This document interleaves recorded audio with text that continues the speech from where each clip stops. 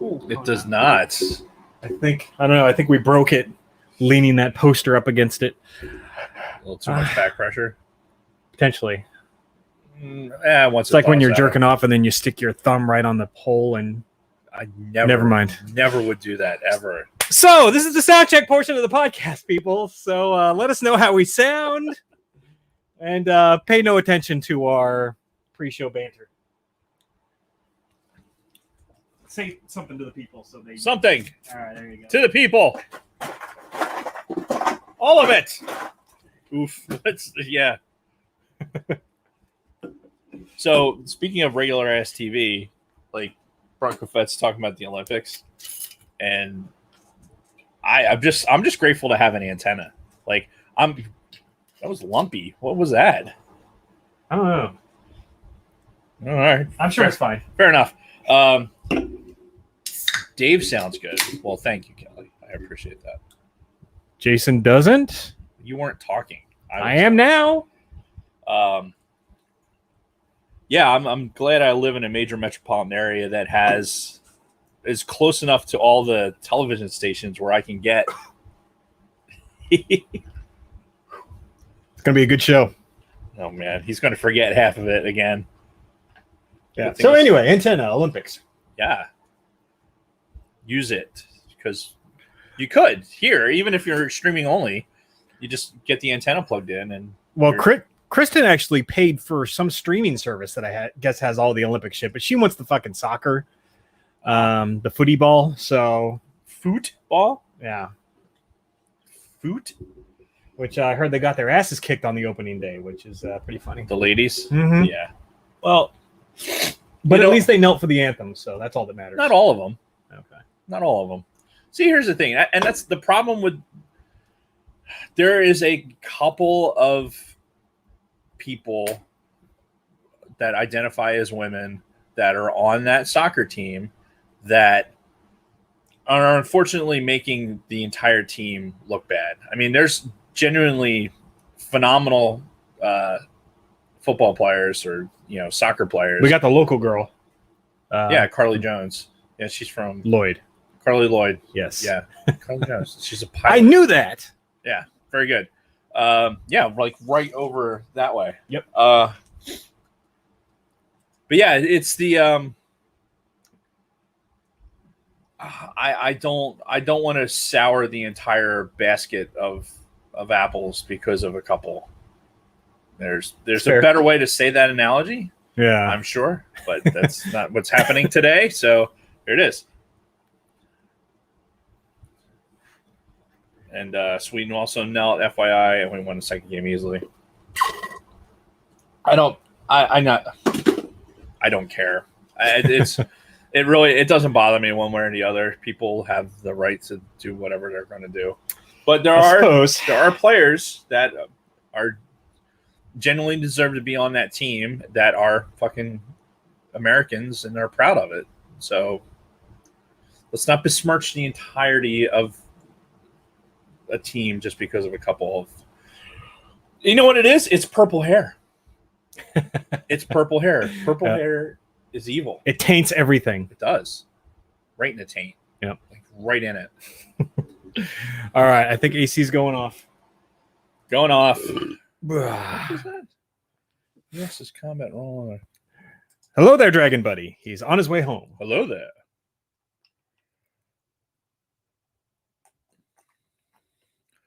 All right. Well, they say we sound good. Yep.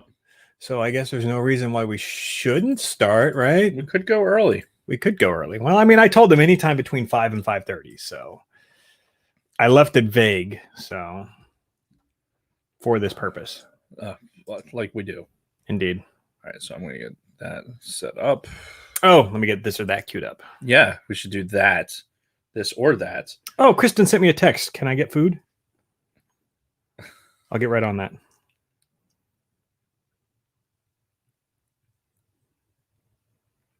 Can you get food? When she texted me earlier, she had food coming out here. It's making a joke. You had to be there, I guess. I was apparently, and I missed it. God damn it! Excuse me.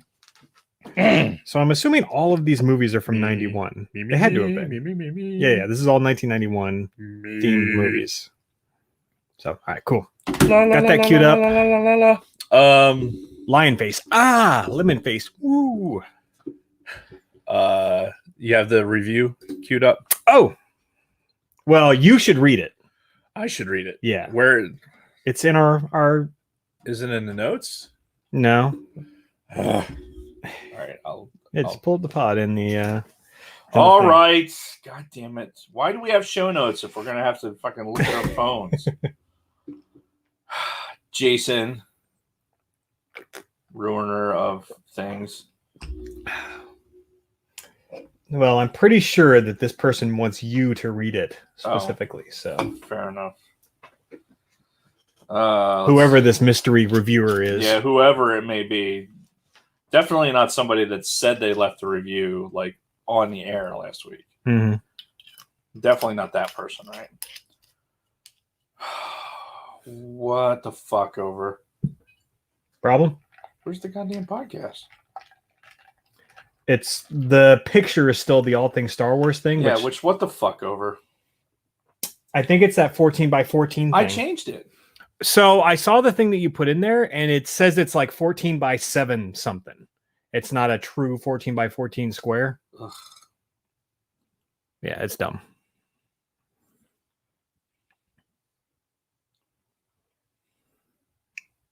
So quiet in here with the AC off. I know. Fucking crazy.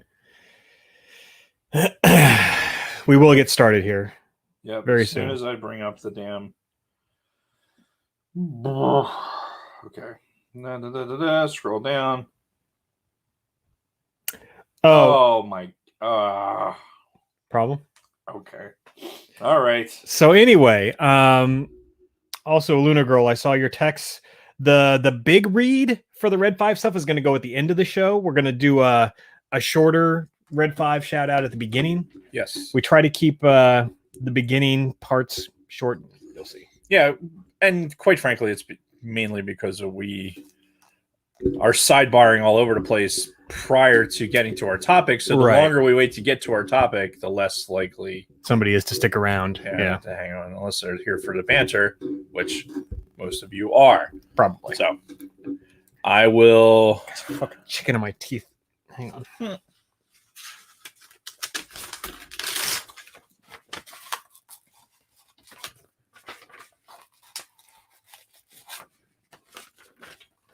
Much better. Final fling for Rodgers and Packers. Star QB will exit after 2021 season. So I guess they signed a 1-year deal. All right. We ready? I got the latest review up.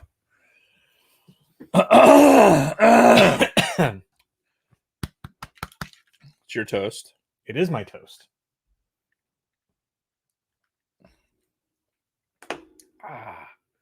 I'm just here for the comments. Yeah, right. Having some more of the Dalmore. Issues? No. I just one last reset before we get started. All right, I'm ready if you are. Yeah, let's do it. Do it. And we will. Oh fuck. Now we're ready.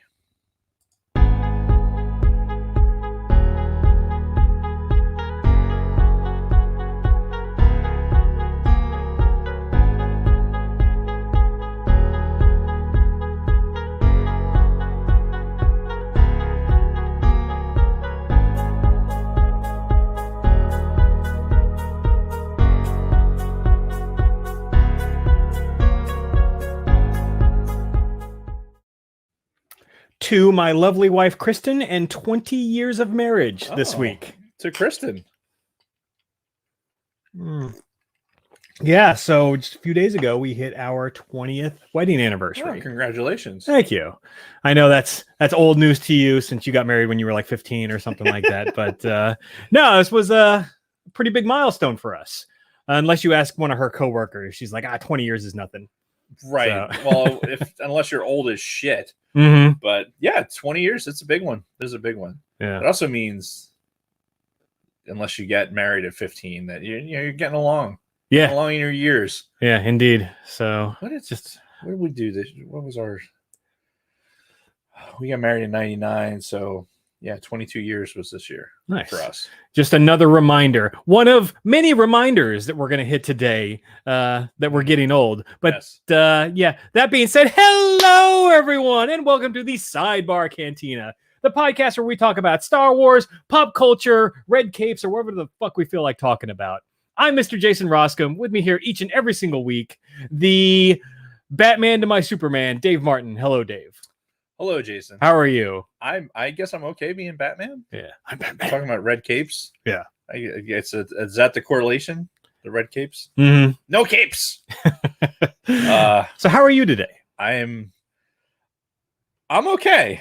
We had it's been a pretty solemn and somber couple of days with the funeral and everything. So that's all been going on. But I'm looking forward to having a good time here on the pod.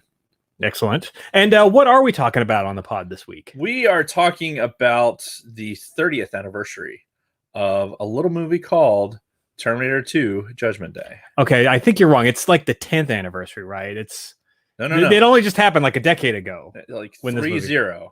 Trace that decades does not compute. No, right? And you know what? It fucking hung in there. Yeah. I'm not gonna lie. Well, I mean, we'll get to that. But yeah, 30 fucking years. Yeah. Since that movie's been out. So Terminator 2 Judgment Day. It's going to be a good time. But Judgment Day. Before we get to that, we've got a lot of business to take care of. Starting with the Red 5 Network. Yes, we are a member of the Red 5 Network. Stay tuned at the end of the podcast and we'll get into it's like a lot more details about what the Red 5 Network is, but you can right now, well, not right now. If you're watching us on YouTube, don't do it right now. Do it later. But you can go to red5network.com, click through all their podcasts, and and find us and a bunch of our friends. They're on the Red 5 Network. And again, we'll talk more about Red 5 towards the end of the show. Yeah, we'll get into the intricate details and But I do, as we pimp the Red 5 Network and their amazing lineup of podcasts for everyone, I want to pimp our t-shirts, our TeePublic site a little bit. Oh yes. So if you are a consumer of t-shirts, which I think most of us nerds are, right? Like, don't we all have some affinity for like seeing a good mashup shirt and just be like, I want that emblazoned upon my chest. Oh yeah. Well, I have many of those. And we can help you grow that collection in the TeePublic Sidebar Cantina store. Go to teepublic.com/user/the Sidebar Cantina podcast, or just put the Sidebar Cantina podcast in the search ring, whatever. You can get to our site, and we have 5 available things, pieces of art, right? Because they don't have to be in shirts, right? Because you can get them in mugs and masks, and let's see what else you can do, like iPhone covers. You can do pillows. Yeah. So in addition to the stuff that we've had already, like the us as Beavis and Butthead, the Sidebar Cantina, for some reason, me naked with the Sidebar Cantina logo covering my voluptuous breasts. That would be the Jason Rose t-shirt. Yes. Wally Frogmore. Yeah. And we have a new Wally Frogmore original. Yep. We just posted up today. Llamas on Tatooine. Because apparently I said during the Ewok adventure that there was llamas. There was llamas. Yeah, there were llamas on Endor. So why not have llamas on Tatooine? So, and now here they are. So you can own this t-shirt right now. It's on sale. You can get it for $13 for the t-shirt or buy whatever. And yeah, I have no idea like what profit we could make or what we're going to do with any money that comes to this. But honestly, it's more fun just to have these fucking things on the shirt. Wally Frogmore is amazing. Yeah. Like his quick artwork is great. And we'll have some more t-shirts coming online soon with some more Wally Frogmore designs. But yeah, go to TeePublic. Support the show. Emblazon your body with our our faces and shit. And you will do it. And you will do it. There. All right. I'm done clicking. So before we get into this or that, we got a new 5-star review. Oh, we do have and a 5-star we review. want to remind everybody, if you haven't left us a 5-star review, preferably on iTunes, but there's other places you can leave us reviews as well. Please go onto iTunes, leave a 5-star review, and whatever you write in that review, we will read it verbatim here on the show. You could say whatever the fuck you want, but as long as you click that 5 stars and leave us a review, we will read everything you write. Honestly, in the text block. Any review. Yeah. We prefer it to be 5 stars, obviously. Yeah. Please don't be a dick. We've had one, and we read it because we said we would. Indeed. So, and along those lines, somebody whose handle is TGIM baby, TGIM baby, maybe. Why would I know to fucking spell that out? TGIM. Yeah. Well, I guess if you read the rest of the review, you okay. You might understand. Maybe. So TGIM baby wrote, gave us 5 stars. Oh, thank you. Thank you for that. A Monday tradition. I hear the Masters music playing in the background. A Monday tradition. My favorite podcast. Many a Monday has been spent enjoying the Sidebar Cantina podcast. Other days pale in comparison to Mondays, and this is due solely to the Sidebar Cantina doing that thing they do every Monday, rain or shine. Thanks, guys. See you next Monday. That is from Thank God It's Monday, baby. TGIM, baby. Yeah, so somebody is really somebody. So who knows? Don't know who that is. Yeah. I mean, could be anybody. Somebody is really excited that we are on Mondays and probably wishes that we would stay on Mondays for our taping. Because even though we said that we're moving to Sundays, the last couple of weeks have been derailed by personal reasons and whatnot. But I think the intent is still that we're moving to Sundays for our live recordings. The audio people, it's kind of irrelevant. You get your fucking show when you get your fucking show. But which typically is Tuesday mornings. So but yeah, the live audience, those that participate in the YouTube chat, I know there's a lot of people that prefer us to stay on Mondays. Well, that's good. I'm glad that people prefer to hear us at all. Yeah, quite frankly. So yeah, so let's do this or that because all right, without homeboy made his drink way too strong. I watched it happen. I mean, it's strong enough where the alcohol was like solid coming out of the fucking bottle. This is going to be a great show. All right. So we do a segment on the show called This or That, where our social media director, Luna Girl, puts up a poll on our Instagram. And what is our Instagram, Dave? At the Sidebar Cantina. That's right. Whew. She gives you 2 options. You pick one and we go over the results here on the show. This week is a 1991 movie theme.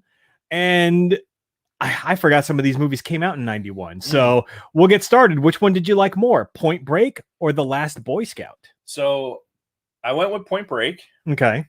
And it's a safe answer. It's a Keanu Reeves. You know, I am an FBI agent. Yeah, Johnny Utah. Listen, I think it's a great movie. Yeah. This is a movie that this is one of the first movies Kathy and I saw when we were dating. Oh, really? Yeah. We saw Point Break. So that kind of has that part of our, it has a special place in my heart because like when we were dating, this is a movie that we saw. I like Keanu Reeves. I used to surf. It had all these elements in it that I thought were fucking fun. It's a fun movie.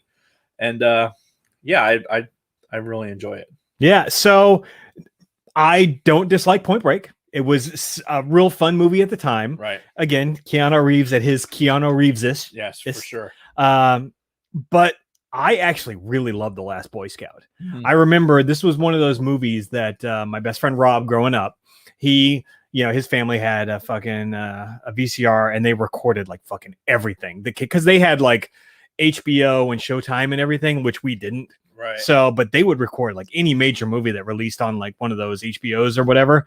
And The Last Boy Scout was one of them. And we would watch it all the fucking time. And I love that movie. I thought it was a really fun movie. Obviously, it's not going to win Academy Awards for anything. Right. But, it had a football theme to it. This was just as I was starting to get big into football, like 1990, 91 time frame. So it had a lot of elements that I liked. Damon Wayans, he was at the height of his popularity because of In Living Color. Right. In Living Color had been going for a couple of years at this point. So Bruce Willis is Bruce Willis. He plays the same fucking character in every movie, but he was good. And I really, really enjoyed The Last Boy Scout. Yeah. Even though it's a very underrated, forgotten movie, I'm sure a lot of people are like, what the fuck is that? Yeah, but everyone remembers Point Break. Yeah. Yeah. And let's face it, fucking Gary Busey is still making appearances based on his performance in Point Break. Indeed. So, but yeah, and Point Break won 78% to 22%. The next one, another great comparison, Don't Tell Mom the Babysitter's Dead versus Bill and Ted's Bogus Journey. I forget what I picked here. I definitely picked Don't Tell Mom.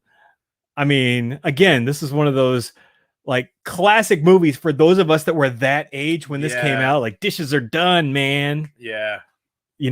Fucking Christina Applegate. Hot on her fucking success on Married with Children, right? This was her first movie, like in Hollywood. Christina Applegate. That I legitimately can't remember which one I picked, but Christina Applegate was one of those, in 1991, 92, being a young lad. Yeah, it was definitely Christina Applegate was. Oh yeah, no, she was like fancied. Yeah, but Bill and Ted won 71% to 29%. I didn't like the Bill and Ted sequel, honestly. Like, I barely liked the first one. If I'm being completely honest, right. The first Bill and Ted didn't really move the meter for me that much. It was like, okay, that was kind of cute, I guess. The second one did nothing for me whatsoever. Yeah. However, 71% of people disagree with me because Bill and Ted won 71% to 29%. Bill and Ted, the second one just rode the coattails of the success of the first one. Everybody went into it thinking like, oh, I really enjoyed the first one, so I have to enjoy the second one. And when they went and spent money on it, they're like, well, I can't tell people I didn't like it because I went and spent money on it. So we're going to go ahead and keep going with it. Yep. So the next one was interesting. Boys in the Hood versus New Jack City. This was a coin flip for me because neither one of them are like, I wasn't so enthralled with one more than the other. I think I went with Boys in the Hood just because I appreciated that portrayal better than the Wesley. It was Wesley Snipes. And Wesley Snipes was New Jack City. New Jack City, right? So I was more on the Ice Cube side of of that meter. And we'll talk about this more when we talk about the music of 1991. But the music is what played a big part in this for me because, and this is so stupid, but I'm sorry. This is Jason from 1991. The reason why I go towards New Jack City is because it had a little song on the soundtrack called "I Wanna Sex You Up."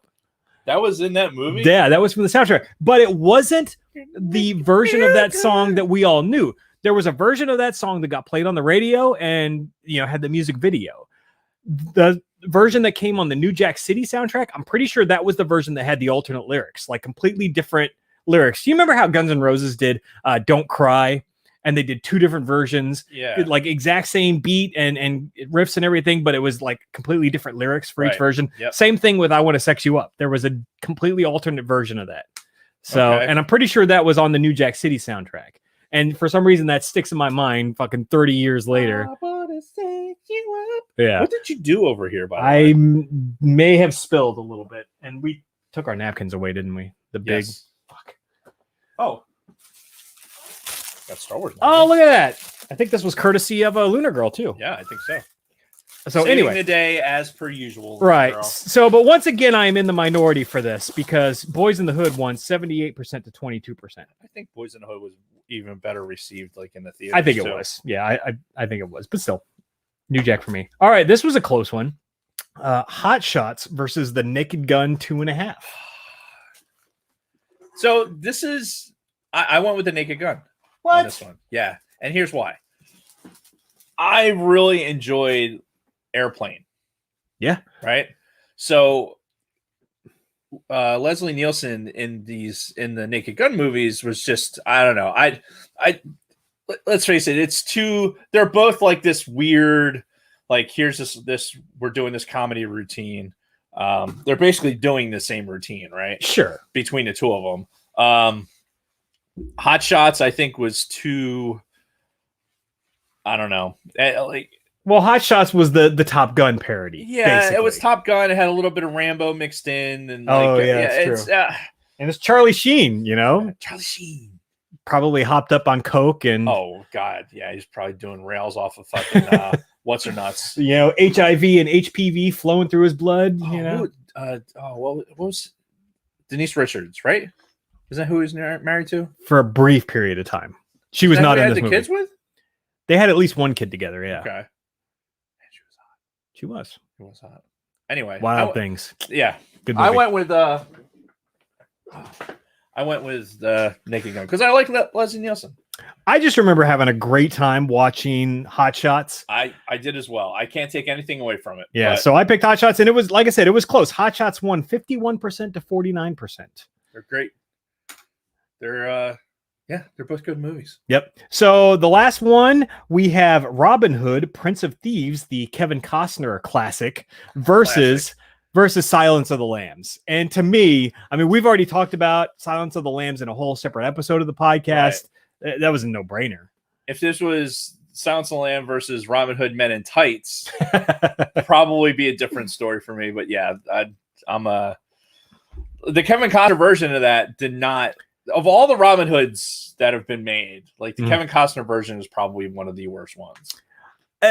I don't think I disliked it. And of course, you can't talk about that without talking about the Bryan Adams song that went along with it. Oh my God. Which, again, I can't wait to do the music of 1991 because there is so much to talk about when we get there. But Silence of the Lambs by far. But it only won 60% to 40%. So, like, who the fuck is taking this poll is what I want to know. Oh. And are these actual fans of ours? Just keep doing it. Just keep making your selections. And if our fans, the way that we know them, there probably some trolling going on anyway. Probably. And knowing how especially you are with Silence of the Lambs, for sure. Oh yeah. I don't even know that it's an interesting comparison, right? Lunar Girl puts these together. Yeah. So why Robin Hood, Prince of Thieves versus The Silence of the Lambs? I feel like they're two such different movies. Oh yeah, totally different genres and everything. Yeah. So yeah, I don't know what the method to her madness was. She was going for a clean kill there, and people were just trolling enough just to try and get the needle moved. I don't know. I don't know. I guess we'll have to put a pin in that and maybe discuss it again later. Lunar Girl won it. Lunar Girl voted for Robin Hood. Over Silence of the Lambs. It's an interesting call. That's blasphemy is what that is. I don't know if it's blasphemous, but Silence of the Lambs was so good. And again, go back to our Silence of the Lambs episode, which was like, I don't know, 2 or 3 months ago. Fair enough. Regardless, that was this week's This or That. Thank you again to Lunar Girl, our social media director. She put all that together. She is very, very active on our social media, be it Instagram, apparently on Twitter too. Go figure. So she's on Twitter representing us. Well, she's on everything representing us, but she's also been on Twitter interacting with our new friends in the Red 5 network. Indeed. And hello to the Red 5 network who's in the chat right now. Yeah. So Lunar Girl, action, romance, comedy. Okay. Kevin Costner. You know what for me, sidebar, the best Kevin Costner movie. Don't say Waterworld. Oh, fuck no. Okay. Although I went and saw that. Oh, did you? Oh my God. I think I went to the bathroom maybe 50 times during that movie. Anyway, a lot of quarters in the arcade at that particular moment. Mm-hmm. Best Kevin Costner movie. Dances with Wolves? I'm not. I'm asking your opinion. You don't have to. For me, I mean, you probably like Tin Cup. I do like Tin Cup. I see you as my favorite. I mean, Dances with Wolves was a good movie. Like if you're into that whole like Academy Award type of movie, but I don't know. Something to think about. Yeah. I did like Tin Cup, but that Tin Cup, there's a lot of elements there, right? Yeah. Now I'm defending it, even though it's not my favorite. But I'm not like putting it on trial or anything here. I'm just saying that definitely seems like a Dave kind of movie. And I'm trying to think of it had Don Johnson in it, for God's sakes. Was he in that? Yeah. Oh, I don't remember that. Yeah, he was one of the other golfers. Had Cheech Marin. That I remember. Had fucking Hottie McHotterson, whose name's escaped me. I really can't remember her name right Renee Russo? Yes. Wasn't she in that? Yes. Yeah. Yes. Hottie McHotterson. Anyway. Dave likes redheads. Is she redhead? Renee Russo? Are we talking about the same person? I don't know. Jamie, look that up. This is like the biggest sidebar of all sidebars. Not the biggest. Yeah, I guess she is. Yeah. All right. So are we done? Did you actually were you going to say your favorite Kevin Costner movie? No. Or are we just going to? Nope, I'm not going to We're going to leave that on a cliffhanger? Yeah, we're just going to leave it. Let's move along. All right. So before we get into our weeks, just wanted to remind everybody, because somebody asked the question last week and we felt like we needed to address it. Fantasy football. It's already coming back around to that time. It is. So yes, I should have reopened the league by now. Shouldn't I have? Probably. We're getting close. We're getting close to fantasy football draft time frame. But yes, we are doing the Sidebar Cantina fantasy football draft again this year. Yes. Because I know some people were asking. So if you were in it last year, you have first priority. Anybody who drops out or people who didn't participate last season are getting the boot to make room for new people who want to get in on the fantasy football. But if you want to be involved in fantasy football, you have to let us know either through our private Facebook group, the Sidebar Cantina on Facebook, or through our social media, be it Instagram's the easiest one to get a hold of us on. So if you want to be part of our fantasy football league this year, either DM us on Instagram or make a post in Facebook in the private Facebook group. Yes. Again, people who participated last year have first priority. And then I know we have at least one hole that needs to be filled this year. That's what he said. That is what he said. So yeah, we need our hole filled with at least one other team. So if you're interested and you weren't in it last year, let us know and we'll let you in. And Dave, just remind me really quick, who won the fantasy football league last year? I can't remember. I can't either. Somebody in the chat, does anybody remember who won the Sidebar Cantina fantasy football last year? Wasn't it shit. No, I can't remember. Sorry. Okay. It was right there on the tip of my tongue. Yeah, no, I'm sure it'll come to us. No, or not. All right. Anyway, anything else to say on that before we get going? I don't know, but I'm really willing to rig the draft up for Supergirl 3000 to... If she wins in fantasy football this year, she's going to publish embarrassing pictures of Jason I've been sitting on for 20 years. You know, I know exactly what she's talking about. I think you could do that on a whim. I mean, honestly, I don't think you need to go through all the trouble of winning the fantasy football league. I would crown you the victor right this second so that we can get access to those videos. Fact is, I don't even want access to them. I think you should share those with Lunar Girl, and then Lunar Girl can let them kind of slip out into the social media ether. She's got some pretty incriminating stuff. I'm sure she does. Yeah. 20 years of marriage, you tend to accumulate those things. Indeed. So anyway, what were we talking about? Definitely not whoever won the fantasy football. Right. Because obviously that's not important. It's not. All right. Let's get into our week, shall we? Yes. So for me, I was doing something. What was I doing? Oh, shit. Yeah. All right. You know what? Put a pin in it. Never mind. All right. We are professionals. Don't try this at home, kids. Yeah. Yeah, don't. So as soon as I bragged last week about being back in the gym, back into a normal workout routine and everything else, wouldn't you fucking know it? My shoulder is completely fucked right now. Really? Yeah. So starting, I think it was about Thursday, I woke up and my shoulder was just completely destroyed. And it has been this way since then, like to the point where I have trouble like lifting my arm above my shoulder length. Really? I've been dealing with this nagging shoulder. I've talked about it here on the show too. I've been dealing with nagging shoulder injuries for a few years now. So I thought I was past it. You know, I'd take a break for a couple of weeks. I wouldn't do any heavy lifting or anything. It would get better. I'd go back into the gym and be cool in the gang. I didn't even hurt it in the gym. Like I worked out this week, Monday, Tuesday, Wednesday as normal. Thursday morning, I wake up and my shoulder is just like completely fucking done. It hurts so much. I am in such pain. I am in such discomfort. It's hard to fucking sleep. It's hard to do anything with my right arm. This is on my right side, by the way. I'm right-handed. So yeah, it's completely fucked up like my whole life. And I haven't gone to the gym since last Wednesday. So it's to the point now where I'm like, yeah, I definitely need to see a doctor. So I called my primary care organization, and I was told this morning that they have no appointments through August, and that I just need to keep calling back on a regular basis and check and see if there's been any cancellations. Nice. So I am completely dead in the fucking water right now. So why don't you just go to urgent care? What are they gonna do for me though? Besides, like, give me some painkillers. Like, this is like a serious fucking issue that I need.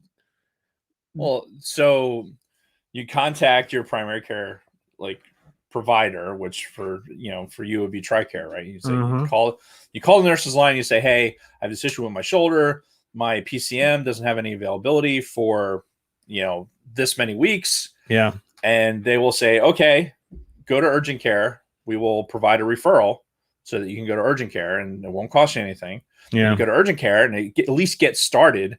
Because honestly, most of the urgent cares now, like, originally it was staffed with people that would take your temperature and fucking, something like that. Yeah. Whereas now, like with PAs it's more prolific and they're doing more stuff. You can even get imagery at a urgent care these days. So at least it'd be something. Be like, hey, what can I do to help alleviate this? And then maybe they can give you something and, get you back at least into just doing cardio. Right. Because, I don't think I can even run right now without being extremely, uncomfortable. Man. It sucks, bro. Fucking these fucking 45-year-old bodies, man. They're not. They ain't what they used to be. They are not what they used to be. At all. So I'm completely dead in the water when it comes to like serious physical activity, and it fucking sucks. I hate it. It's a good thing we had all that amazing food today. I know, right?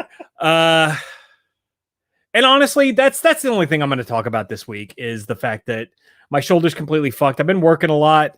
Not really doing anything else noteworthy. So I'm just going to leave it at that and pass the baton to you, sir.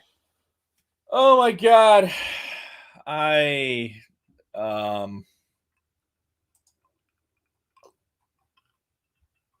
You were supposed to talk about all this other shit. Oh, no, I didn't. Oh, never mind. I had a funeral yesterday. We had the burial today. So all last week, we talked about it last week, with my toast and my Aunt Lynn. So that kind of came to completion this morning. So it's been a rough week. It's that, like, look, we're getting older, right? We're getting to that point where this is going to be more common than not, unfortunately. And that fucking sucks. Yeah, it does. It really does. Cancer doesn't help because it makes accelerates everything. So obviously, sad face. But not to dwell on that. Kathy and I went on Saturday. We had bought tickets to this balloon festival. I saw that, like a hot air balloon. Yeah, hot air balloon festival. So like not like party balloons, like which you could go to the dollar store and have yourself a balloon party. Which I would have rather have done.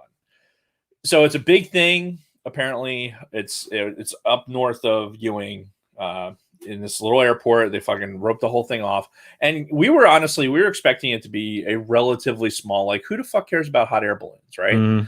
People don't want to take pictures. That's what we're assuming. Sure. And by the way, they had the Bare Naked Ladies were playing that night, so they had like a concert thing in association with this, and we're like, it sounds like it'd be cool. And we bought the tickets before all this other stuff had happened, and so we went up, drove up there. It was about 90 minutes to get up there. There were so many fucking people there. I haven't seen that many people in one spot in a long time. Really? And I was just at a Phillies game not too long ago. A concert 2 weeks ago. Yeah, well, the concert was fucking. It might as well have been in your living room. I mean, it was that fucking private.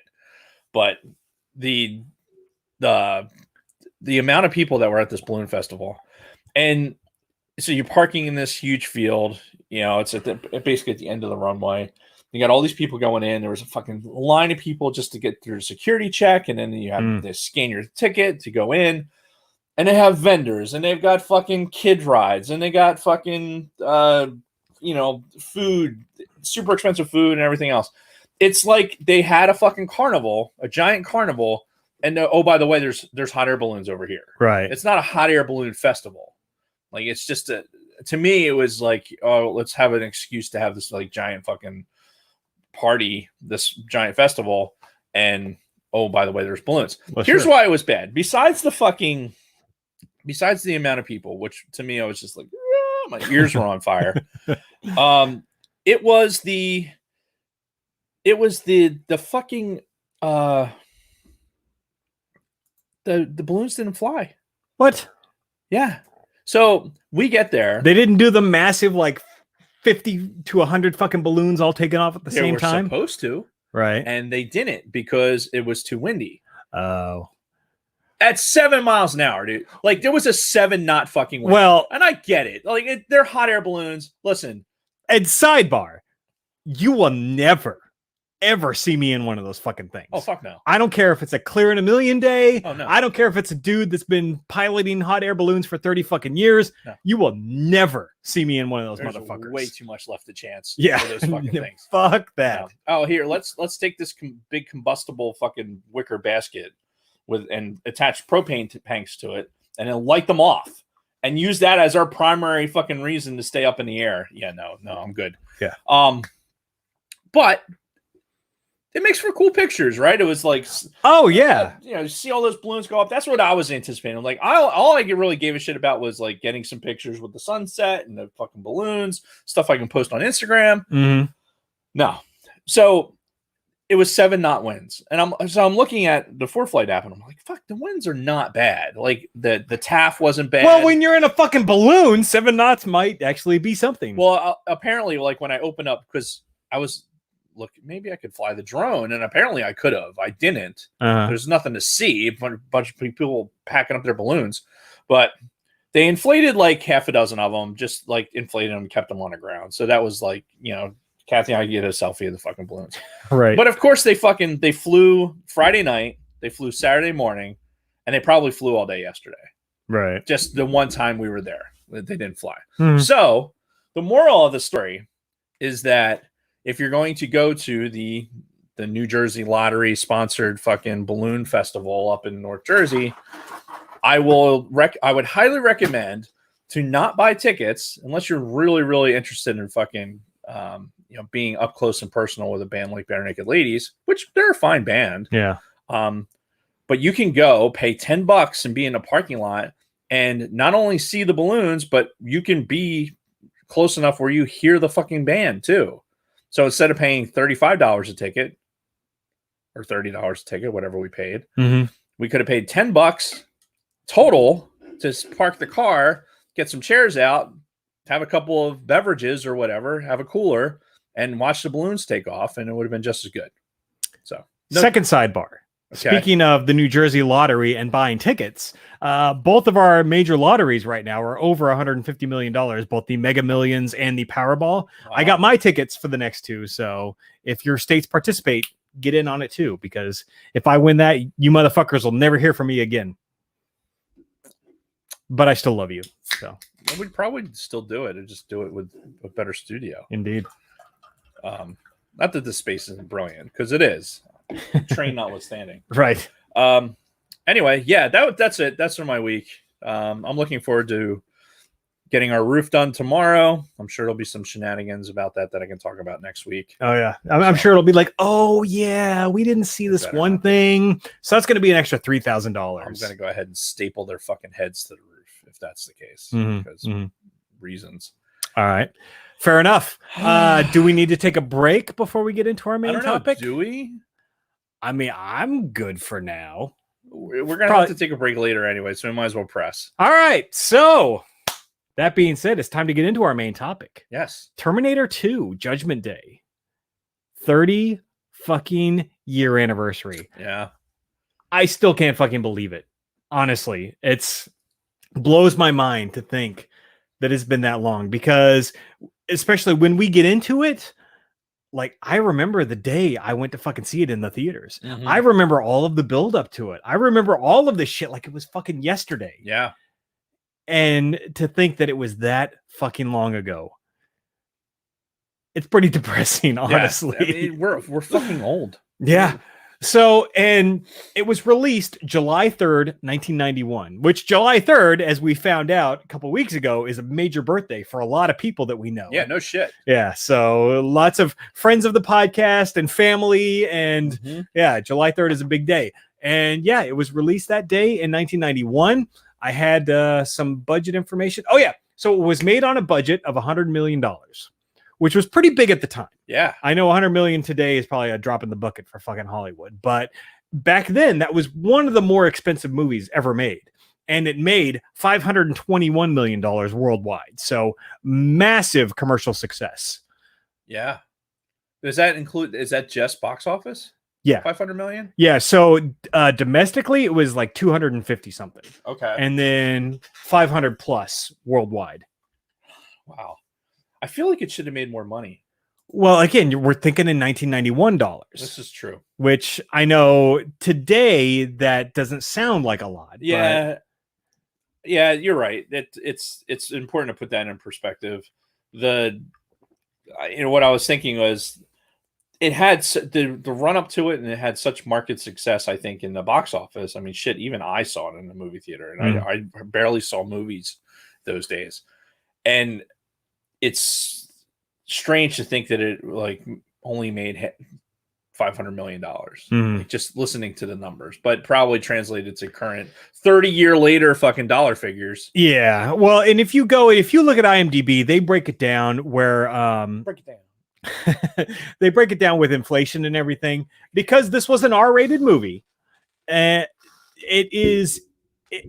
Adjusted for inflation, it's still in like the top 5 of R-rated movies all time as far as box office gross. So think about it in that respect. So you compare it to the Deadpools and the Joker from 2 years ago, the Joaquin Phoenix Joker, which is like the highest grossing R-rated movie of all time. Really? I didn't. Yeah. Yeah, you compare it to those movies, and it's still in the top 5 adjusted for inflation. So big numbers back in the day. Okay. So when we talk about movies, we kind of get into our history and the things that we remember at the time. So much like we do with our weeks. And I'll go ahead and get us started. Like I said, I remember the build up to this. This was, in my memory, in 1991, this was the first big movie buildup that I remember. I know we had a lot of shit later on with Jurassic Park and a bunch of other movies after this, but the summer blockbuster, it was already kind of a thing, but this is the first time as a Gen Xer that I remember so much hype, so much tie-ins, so much everything going into a single movie. And for a movie, I think, like you mentioned in the notes, and I'm sure you're going to get to it, like Terminator 1 was not nearly as... No. Like, it wasn't like it was a movie that was being built off of the success of the previous one. It was going into this like, okay, yeah, we're talking about these characters. However, this is a completely different fucking setup as we'll get into deeper. Yeah, budget wise and everything else. Like, this was such a drastic departure from the first Terminator, which, by the way, I mean, it was a success in the fact that it made money, right? I think it had a budget of like $20 million. It made like $60 million, something like that. It was technically a success, but it wasn't some like over the top blockbuster smash where the studios are like, oh, we got to get a fucking sequel to this out now. Right. Because I think the first one came out in 86. 84. 84. Okay. So yeah, you had a pretty big gap. The thing was, the first Terminator ended up having a real big cult following where, over the years and as home video became bigger and bigger, the audience for the first Terminator grew and grew. And obviously Arnold, after the first Terminator, started really becoming a major success. By the time T2 came out, he was already a household name. He was big. Yeah. T2 was being... It was... And... Oh, shit. When did Predator come out? Jamie, look that up. I just looked up the Terminator bit. God damn it. Why am I Jamie? But yeah, well, he was. It was like I had said it to Kate earlier. Whereas Terminator 1 to me was almost like a horror movie. Like yes, the way, and that's the way it was treated back in the day, because it kind of was. Yeah, it was very akin to like the John Carpenter movies of the early 80s, kind of that style, even though it was directed by Cameron and all that. right? Yeah, it really reminded me of a Halloween type movie more than Right. a big blockbuster actiony kind of movie. Predator came out in 87. Okay. So yeah, Arnold was already well past the success of Predator and everything else. His rocket was continuing upward at this point. Yeah, I think he'd even done Kindergarten Cop at this point too. So he was all over the map. Hey, don't fucking laugh, man. I love that movie. Yeah, Kindergarten Cop was huge. And it was a fun fucking movie. Who's your father and what does he do? Boys have a penis, girls have a vagina. Yes. That didn't hold up very well, did it? So anyway, I remember all of the buildup going into this. I remember all of the massive hype. But here's the thing. Talking about the original Terminator, I never saw the original Terminator during the time that it came out. It wasn't until all of this fucking hype came out around spring of 91. Fucking, Terminator 2 is coming out this summer. It's going to be the biggest thing since fucking Jesus and all this. And I'm like, well, I guess I should probably watch the first Terminator then, right? So my best friend growing up, Robert, who I've talked about a lot on the show, he had seen the original Terminator. He's like, oh, dude, we got to rent this and we'll watch it and everything else. So he and we rented the first Terminator. We watched it. I'm like, okay, that was pretty fun. Big thing is you get to see Linda Hamilton's tits in that one. Right. But, I'm like, all right, that was a pretty decent movie. I appreciate it. I see why people enjoy it. But literally, I saw the first Terminator like a week before T2 came out. Because we all knew we were going to see T2 when it came out. Right. I don't think I had seen Terminator 1. Really? Yeah. I don't think I had seen it until much after, like a couple years after T2. Wow. It was like one of those, it was an opportunity like on HBO or some shit like that, right? So because we didn't have it on tape, it wasn't something that my parents would watch. Right. So they weren't recording it. They weren't going out of their way. We certainly weren't going to rent it. And yeah, I think I came across it, a few years later. It was before I was still in high school, but yeah, I know I was taken aback by how stark the difference was between the two movies. Yeah, very different tone, different style, everything. Yeah. So, but yeah, no, I'm one of those people that didn't see the first Terminator until like, within a month before seeing T2. And obviously, after seeing it, I saw it in the drive-through because we had a drive-in movie theater. So damn it, I did a day. Fuck. The drive-in movie theater in town, because that was still really big at the time. Yeah. You fucking roll in, you pay by the car, you roll in with however many people you can fit in your car and all the fucking food and everything else you can stick in. So yeah, I saw T2 opening weekend in the drive-in movie theater and it was fucking great. Obviously we didn't have the whole like theater surround sound and all that shit. Yeah, the speaker hanging in the window of the car. Oh yeah. Back before they were broadcasting it, like, because I think towards the end, weren't they broadcasting on an FM station? Yeah, on like a local radio wave, so you could dial in with your car's radio. But I remember those days with the drive-in where you fucking hanging a damn speaker right in the green station wagon that my parents had, fucking hanging that speaker in the window. Oh yeah, and it like barely being able to hear it. Well, I mean, and the way that you were able to really hear it is if your window is down and you can hear the speakers from all the other cars around you, like all that combined noise. Yeah. Granted, there's a slight echo to it, but you can hear everything if you cacophony of sound. Yeah. So, yeah, the Crest, as Talia in the chat mentioned. Yeah, the Crest Drive-In in Bakersfield, California. That was our local drive-in movie theater. We had growing up, I think we talked about this before when we talked about Empire, because that's how I saw Empire for the first time. You had the Black Horse Drive-In, you had the White Horse Drive-In, you had there was, I think, a total of 5 different drive-ins within 20 minutes of my house growing up. So there was always an opportunity. It was more of an opportunity to go see something at a drive-in, and you were more likely to actually do it because then you're not spending as much money.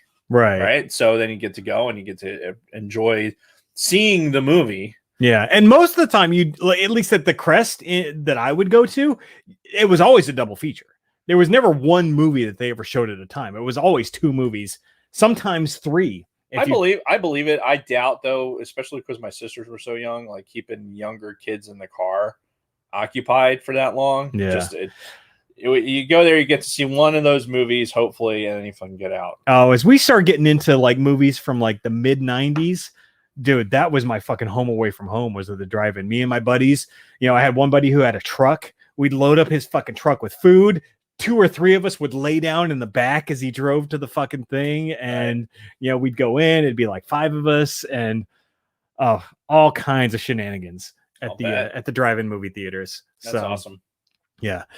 But and I remember seeing it for the first time in the drive-in, fucking loving it, and honestly have loved it ever since. Like, I've owned it on VHS since it came out on home video. I've owned it on DVD. There was a 10th or 15th anniversary DVD that came out in the early 2000s. I remember buying that 15 years ago.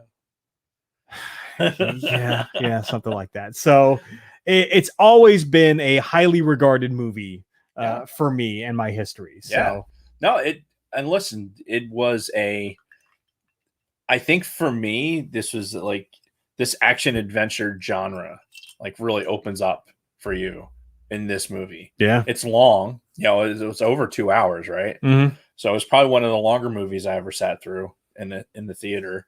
And there were parts, it was just, there was a couple of slowdowns in it. Sure. But for the most part, it was very engaging, and it wasn't so gory that it was off-putting. No, I don't think I'm not a horror movie guy. So like stuff that had like a lot of extra, I wasn't really into. Mm-hmm. But yeah, this was kind of the perfect mix. But I don't remember like the actual experience. I just know that I saw it. Yeah. And I've seen it, I don't know, a dozen times easily since then.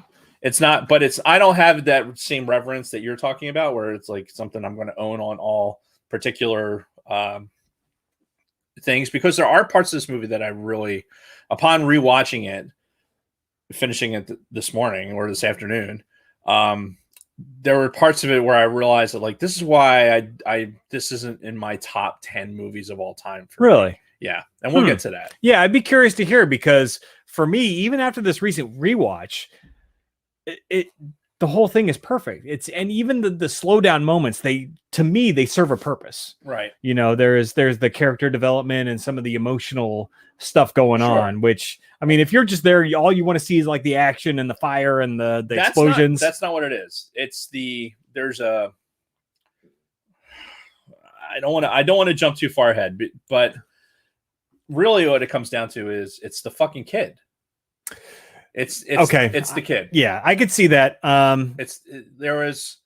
It's kind of the casting in Phantom Menace that you get a child in there that just starts grating on you at some point. You're talking about Eddie Furlong, whatever, the child actor. Yes, which by the way, Talia in the chat said she absolutely loved him as a kid, and I can see that. Which I guess so, but he was he was 10.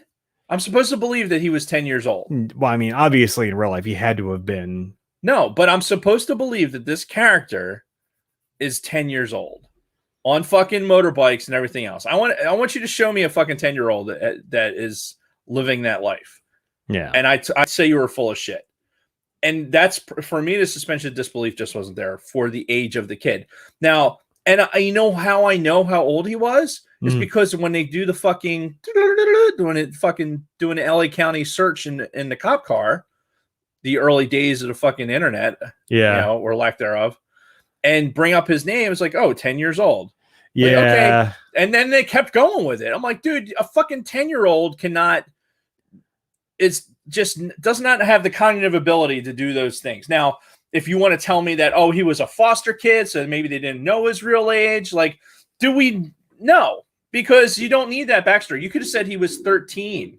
Right. And I'm sure it had something to do with the fact that, Judgment Day was supposed to have taken place at a specific date. 97, right? Was when Judgment Day was supposed to be. So they were backing up and they're like, fuck, he's only supposed to be 10 years old right now. But we cast this 13, 15-year-old actor to play him. No, you're not wrong though. Like definitely not 10 by any stretch. Yeah, and all right, Stonebleed's in the chat. He's talking about how he has a nephew that probably could have handled a motorcycle at 10 years old.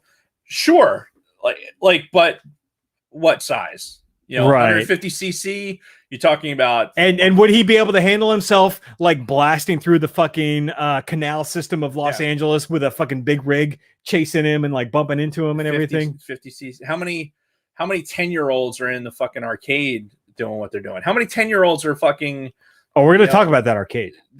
How many 10-year-olds are fucking? We're gonna hack this thing with the fucking pin. I get it. He was a different kid. Like he had a different upbringing, and that's cool. But when I saw this movie for the first time, my younger sister, I have 2 younger sisters, right? So the younger one was, I think, 7, something like that. Mm-hmm. And I'm sitting there and I'm fucking 15, 16, something like that. I'm looking and going like, there's no fucking way that a 10-year-old, that this is based on a 10-year-old. Yeah. Like loading weapons. Like, you see Linda Hamilton fucking struggle to fucking maneuver with a shotgun and everything else. Like, and I'm meant to believe that a 10-year-old is going to be like, I just couldn't do it. Yeah, no, honestly, I didn't realize he was supposed to be 10 until you just said that. Like, I just kind of assumed he was somewhere between 14 and 16 in this. And I think that the movie, they try and leave that to your, for your suspension. As they should. But the fact that they made it a point, like, how old is he? Well, he's 10 years old. They're fucking going here. And that has always stuck with me. It's like, he's not fucking 10. Yeah. Again, without the internet in 1991, I'm looking at what they gave me on the fucking big screen when I could see the fucking computer, and it says that he's 10 years old. I'm like, yeah, he's 10 years old? That doesn't make sense. But again, really? The original one was made in, like you said, 84. This was 91. So this was only 7 years later. So they're already stretching it by 3 years. Oh, whatever. But no, and again, I understand. Like, they should have just like left it a little ambiguous and just not given us specifics, because I don't even think in the first Terminator they said the specific dates of Judgment Day. I don't think that they mentioned that August 21st, 1997 was the day that the fucking nukes dropped. I think they created all of that in this movie. Right. So they could have left that a little ambiguous and then like fudged with the fucking ages and all that. You don't have to show a fucking screen, like show it to us. Yeah. I'm showing you that he's 10 years old. Like, I find it hard to believe that they didn't do it deliberately. Yeah, indeed. Fuck this fucking bug. So before we take a quick break, I just want to mention also the Rotten Tomatoes score. If you read the Wikipedia page for Terminator 2, Rotten Tomatoes did as good a job as they could of going back and reading all of the old reviews for Terminator 2 from 1991. And they actually came out with a fucking rotten score of 93% approval rating for Terminator 2. So isn't Masters of the Universe at 93% right now?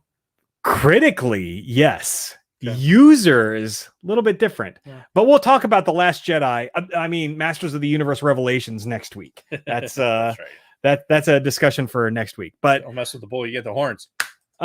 Before we get into the nitty-gritty details of this movie, though, I think now is the time to break. Okay. So we will take a quick break and be right back after this word from our sponsors. Who are our sponsors this week? Colt 45. Malt liquor. It's a dynamite taste. Oh, that's what we need. Wally. All right, Wally. First of all, I sent you an email. I need high res of Jason's Jason in a jar, but maybe a Colt 45 style logo would be cool. Just saying. Like, if you're not busy, if you're still in lockdown, you're looking for something to draw, then a Colt 45 one, kind of a reach back. If you're new to the show, we definitely had some Colt 45 malt liquor. It's a dynamite taste. Yeah. Anyway, and for those who have nephews or whatever, that was that could be doing all those things at 10 years old. Fucking bravo. I have a 10-year-old fucking nephew right now that would no, absolutely not. A 10 and an 11-year-old niece that no, absolutely not. Like that, it's just not. And sitting there in a movie theater, yeah. 2 zigzags. Did Jamie ever find out who won the fantasy football league last year? I don't know. Jamie, did you? Oh, I don't think so. Oh, okay. I did restart the league though. You started the weed? What? Yeah, you got it growing right here. What did he say? All right, let's get caught up on the chat, shall we? 2 zigzags. What the fuck? Have you heard the Big 12 thing? Rural Idaho is different. September 5th. Nah. I don't know what. Oh, yes. Yeah, Bronco mentioned the penis ship, fucking Bezos's spacecraft. How hilarious was that? I mean, like, how can you design a ship like that and not expect it to be nothing but fucking dick jokes for the next, I don't know, week? What did you think about the fucking Bezos dick ship?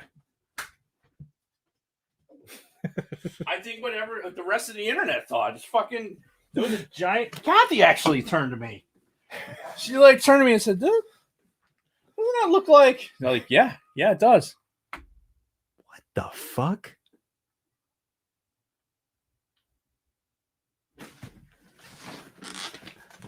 It's like someone's like dying right now.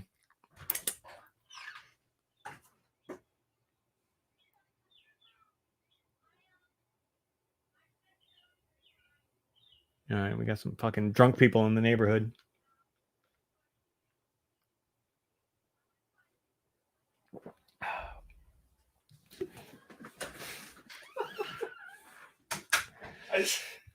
Like right when you said that, the person across the street said, "Somebody probably thinks somebody's dying right now."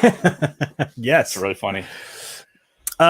Stone Bleeds wants to know what we should do with the Irish. We should put them on a boat and send them all back to their country. That's what we should do with the Irish. Their stupid fucking accents, their red hair, and stealing all the white women. Jesus Christ, you need something to stir your drink with. They are the white women. I don't want to hear it. All right. 1245 Afro Man, Jason. I don't know. Afro Man? Afro Man. I was going to clean my room, but then I got high. That's right. That is his name. I was going to get up and find the broom, but then I got high. My room is still messed up. And I know why. Yeah. Because I got high. Because I got high. Because I got high. Da, da, da, da, da. Anyway. They're the really white women, according to Dragon Buddy. Yeah. Really, really white. Do not expose to sunlight. Just real quick, Big 12 conference is falling apart. Yeah, it's fucking... College football is a shit show right now. Can you just leave a conference? Apparently. Well, I mean, you know what? I don't want to start this conversation because reasons. Lunar Girl's raising her hand. Yes, Lunar Girl. Yes. Can we help you? Go ahead. Kelly in the back.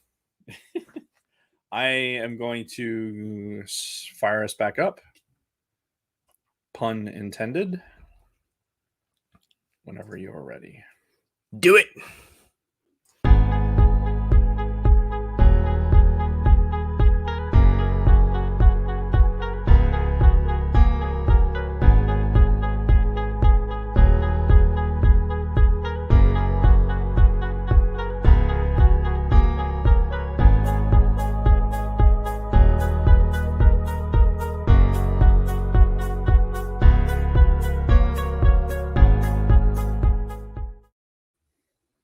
And we're back. So you made a confused looking face there. Well, we were talking in the break. We were talking about this Colt 45, and we were singing some songs. You know, there's subscribe to our YouTube channel. Yes, to see all those shenanigans. But somebody was saying that the Afro Man sings a Colt 45.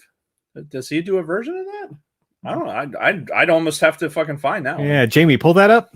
Yeah, we'll have to get confirmation on this. But anyway, getting back to Terminator 2, before we get into some of the more intricate details of the movie, I did want to mention, too, that it actually won some Academy Awards that year. Well, I guess it would have been 92, the Academy Awards, spring of 92. Right. But it won the awards for Best Sound, Best Makeup, and Best Visual Effects, which we'll talk about the visual effects because leading into it and then as it was out, the CGI was a huge thing. Like, understand, kids, this was really the first major movie that used CGI as its primary special effects, like its big gimmick, I guess. Yeah.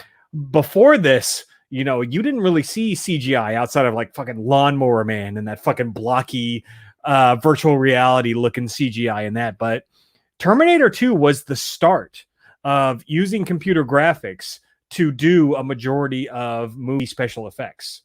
So, yeah, this was big technologically. They broke a lot of ground and they kind of showed what you can do with this computer technology. Who was the company that did that? Because I remember when I started watching this, seeing that was the TriStar film, thing with the unicorn. Oh yeah, which you don't see that anymore. Like, holy shit, man! It's been forever since I've seen that shit, and that just kind of set me up for like, okay, here's my mindset. So I watched it on my computer screen, right? And it was. I'm trying to think of it. I thought I watched the credits and I was trying to think of. Oh, you know what?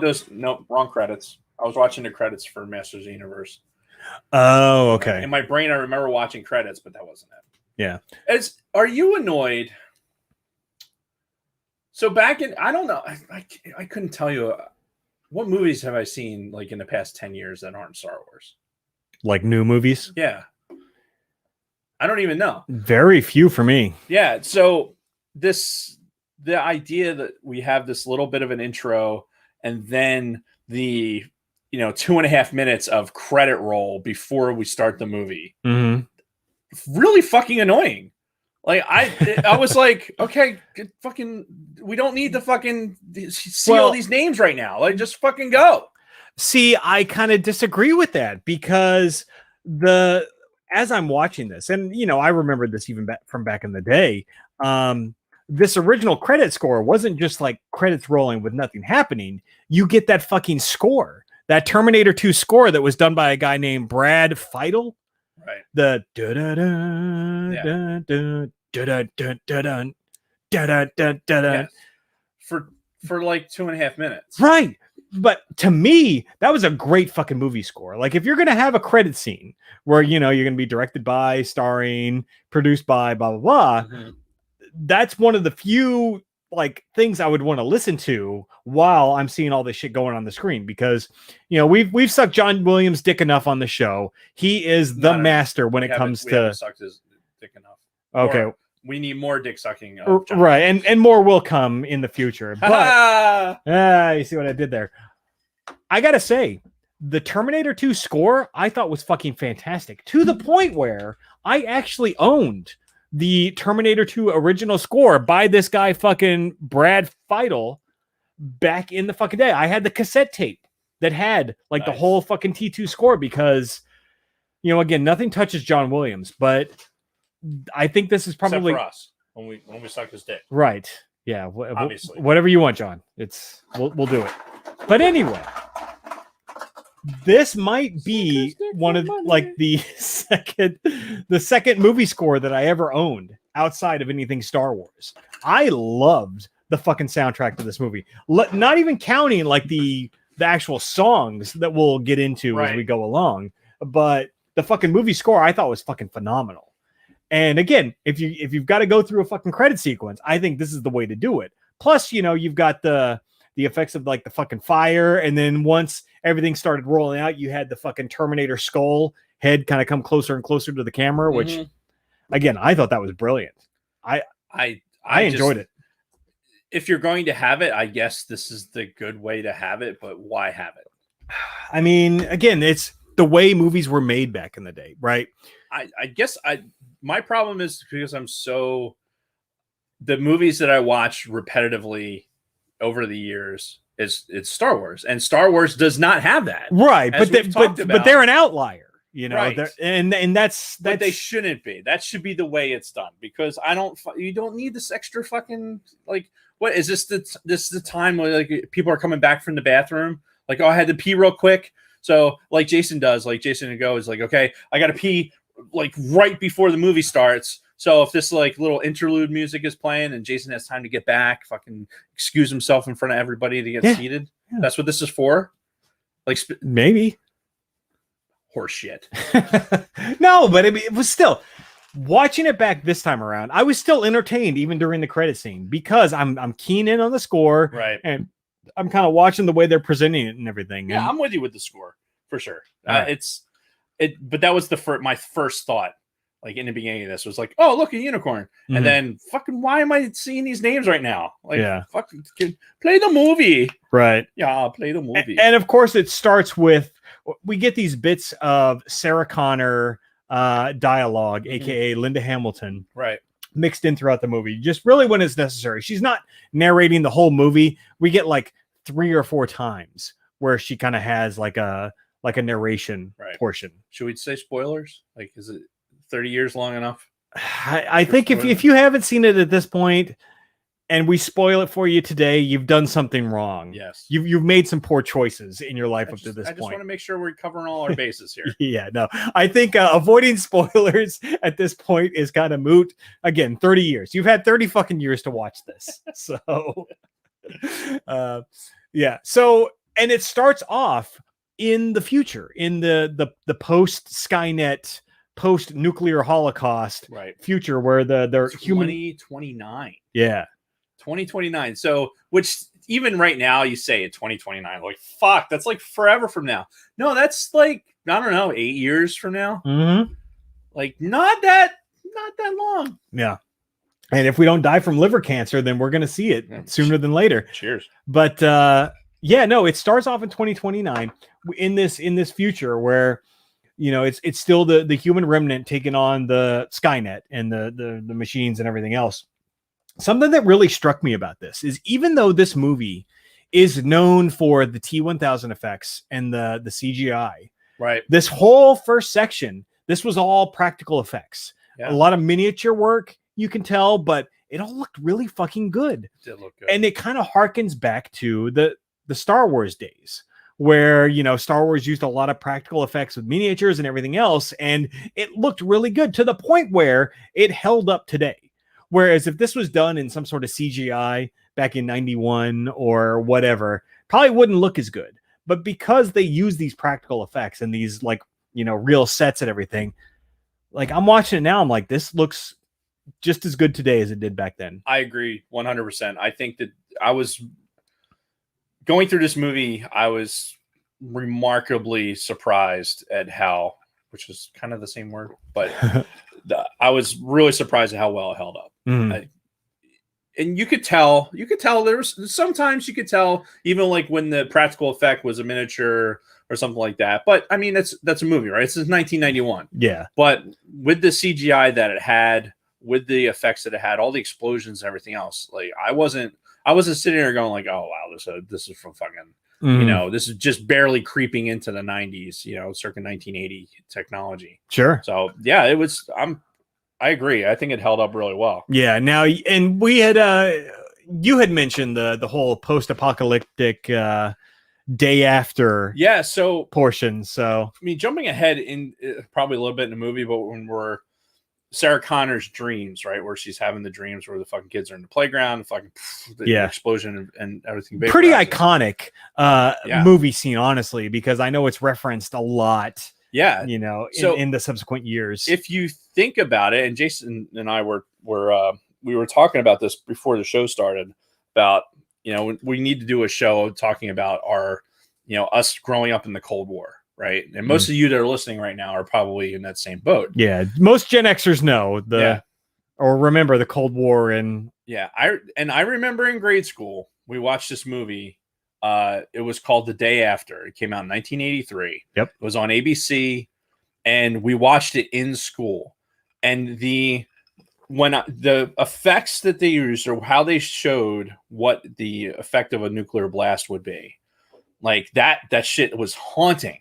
Mm-hmm. So when T2 came out, now we're getting that it's the same imagery, right? It is very, very close to being accurate to what it would be like. And that's terrifying. Yeah. It's absolutely terrifying. And I think we play on that here in 1991. Cold War kids that are fucking sitting there who have had the idea of nuclear holocaust looming over our heads all this time. Like for me, for 8 fucking years, up until like I see this imagery again in T2, is that like, fuck, this is what it would be like. You know, fasting forward when she's like on the fence, she's shaking the shit out of the fence and everything else. I just very, I don't know. I don't know if a kid today would see that and like really appreciate it as much as we did. You know, yeah, I don't think it would resonate the same way as kids who like had to do drills and got under the desks. Yeah, and duck like and that. cover. Yeah, just craziness. And how, even to this day, I mean, I did some, had Jamie do some Googling before the show to find, you know, realistic movie, nuclear blasts, and T2 is right up there on the top of them. So it's something that they get into real early in this, and then they show again with Sarah Connor and Sarah Connor and her actual kid apparently. Like in that playground scene when it's like Betty Crocker, Sarah Connor. Yeah. Like that's her kid that she's playing with. Oh, okay. Yeah. Well, Fun fact. And I mean, you talk about that. We can jump ahead a little bit to this because one of the things that really stuck out to me back then, still sticks out to me now, is Linda Hamilton's performance and the difference between the character of Sarah Connor in Terminator 1 versus Terminator 2. Right. And we even get that glimpse of it when she's having those flash scenes where it's, you know, Sarah Connor in like the waitress dress. Right. And she's all happy-go-lucky and, you know, so super Smiling, innocent. The hair is all big. Yeah, exactly. Like fucking 80s Sarah Connor, you know? And that was her character in Terminator 1. You know, she was just this fucking waitress who was just, you know, kicking around, doing whatever. And, you know, she gets caught up in this whole fucking Terminator thing and this guy comes to save her and all that. But at the end of the day, she's really just this kind of damsel in distress, right? The guy from the future is coming back to save her and help her and all this. Whereas we had such a dynamic, like such a shift to her character in T2, where now she's this fucking fierce fucking warrior who has a mission and she's fucking she's fucking hard as fucking stone and quite a character difference. And they do it really well right from the jump with her in the fucking like upturning her bed in the psych ward, the mental ward, to fucking be able to be there and do pull-ups. You know, and it's just like, okay, you're doing what you're saying right off the bat is that she is a completely different person. Yeah. And, you know, again, as part of the build up to this movie, they really went into the physical shape and the training that Linda Hamilton went through to prepare for this movie. Like she, you know, had a personal trainer and she worked out a lot to where like when she's doing those fucking pull-ups, like she's got some like fucking decent biceps and everything else. And when the fucking doctor comes up, like her first line is, "Hey doctor, how's the knee?" And he's like, she stabbed me with my fucking pin in the kneecap last week or whatever. Sidebar. So this is Sarah Connor, like Linda Hamilton, like, you know, basically lean. Like, she's lean, she's strong, obviously, right? She's moving the meter. I'm just gonna say that. See, I saw at the Balloon Festival, right? Kathy and I are leaving, and this woman walked by, and she was jacked more than you. Like her biceps are bigger. Like she's your height, maybe even a little bit shorter, but like look like this. Okay. And I'm like, that's No, that's too much. Right. Too much. You can work out and you can take care of yourself and you can, hey, you know what? You want to like have some abs and shit like that. Awesome. Good for you. Like, do your CrossFit, do whatever. Mm-hmm. You want to fucking like competition level fucking bodybuild, like where you're walking around and you're going to rip something if you try and wipe your ass. Dude, that's especially for a girl, like when you have to go fucking front to back with wiping and like, no, you need to be able to fucking reach. I'm just saying. Anyway. Well, I don't think Linda Hamilton in this movie was at that level. I agree. It just, stream of consciousness. Yeah. So anyway, and plus, if they're playing the drinking game at home, it gives them an opportunity to drink. Indeed. And honestly, I think just the change in her character from T1 to T2 and the fact that she's this fucking hard-nosed, like, she don't need no fucking man at this point to help her out. Like she is tough as nails. And yeah, no, she's just fucking awesome in this movie, quite frankly. And this is where I get so angry at current Hollywood politics and everything else when, they're constantly spewing out this, we need more strong female characters in our movies, blah, blah, blah. I'm like, go back and look at your fucking history. Okay. You've already had them. Okay. This is Celebrate not, them. Yeah, exactly. This is not some fucking new concept that you're thinking up in fucking 2018 or whatever. This is something that's existed in the past and you're just, I don't know, ignoring for whatever reason. Right. But I mean, the character of Sarah Connor in T2 is fucking awesome. Well, let's face it, the character T2 made Sarah Connor into like, if you want to be a hard woman, like you're going to be like Sarah Connor. Right. Or fucking Ridley. Exactly. Yeah. Ridley was another great example.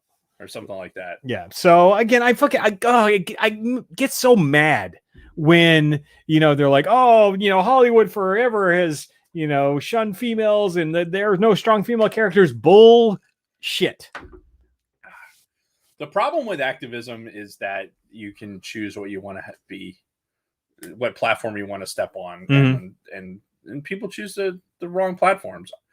But I think for this movie in 1991, Sarah Connor was a fucking badass. Yeah. Like, and that was deliberate. Mm-hmm.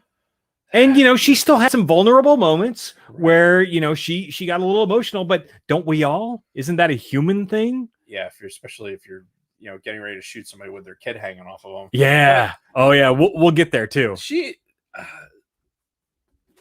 I think my only issue with her from a strength perspective is why didn't they teach her how to fucking keep her eyes open when she's shooting? You ever notice look at her while she's shooting. She's like closes her eyes. Really? Yeah. Oh, I totally missed that. Oh yeah. You won't miss it now that I've said it. Right. But yeah, you watch it and yeah, she's like really, it really shows when she's shooting at the T-1000 in the helicopter from the back of the SWAT van. Yeah. All right, you'll see. Anyway. No, I totally missed that. All right. Well, yeah, good to know. I'll watch for that next time. So yeah, we already talked about a lot of the things that I have in our notes here.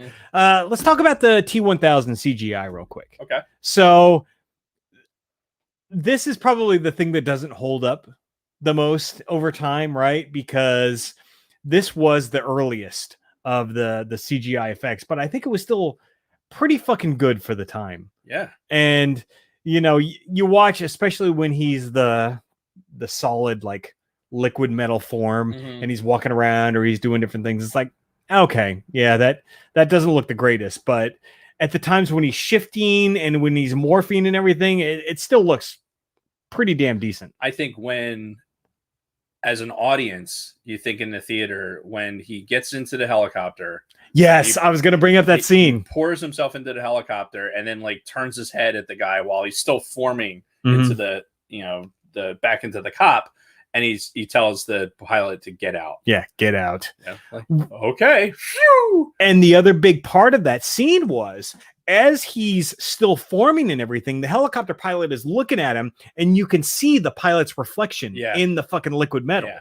Like they did a really good job with the CGI. I mean, I don't know how much of it the production was dedicated just to that. Oh, I'm sure that was a huge portion of the budget.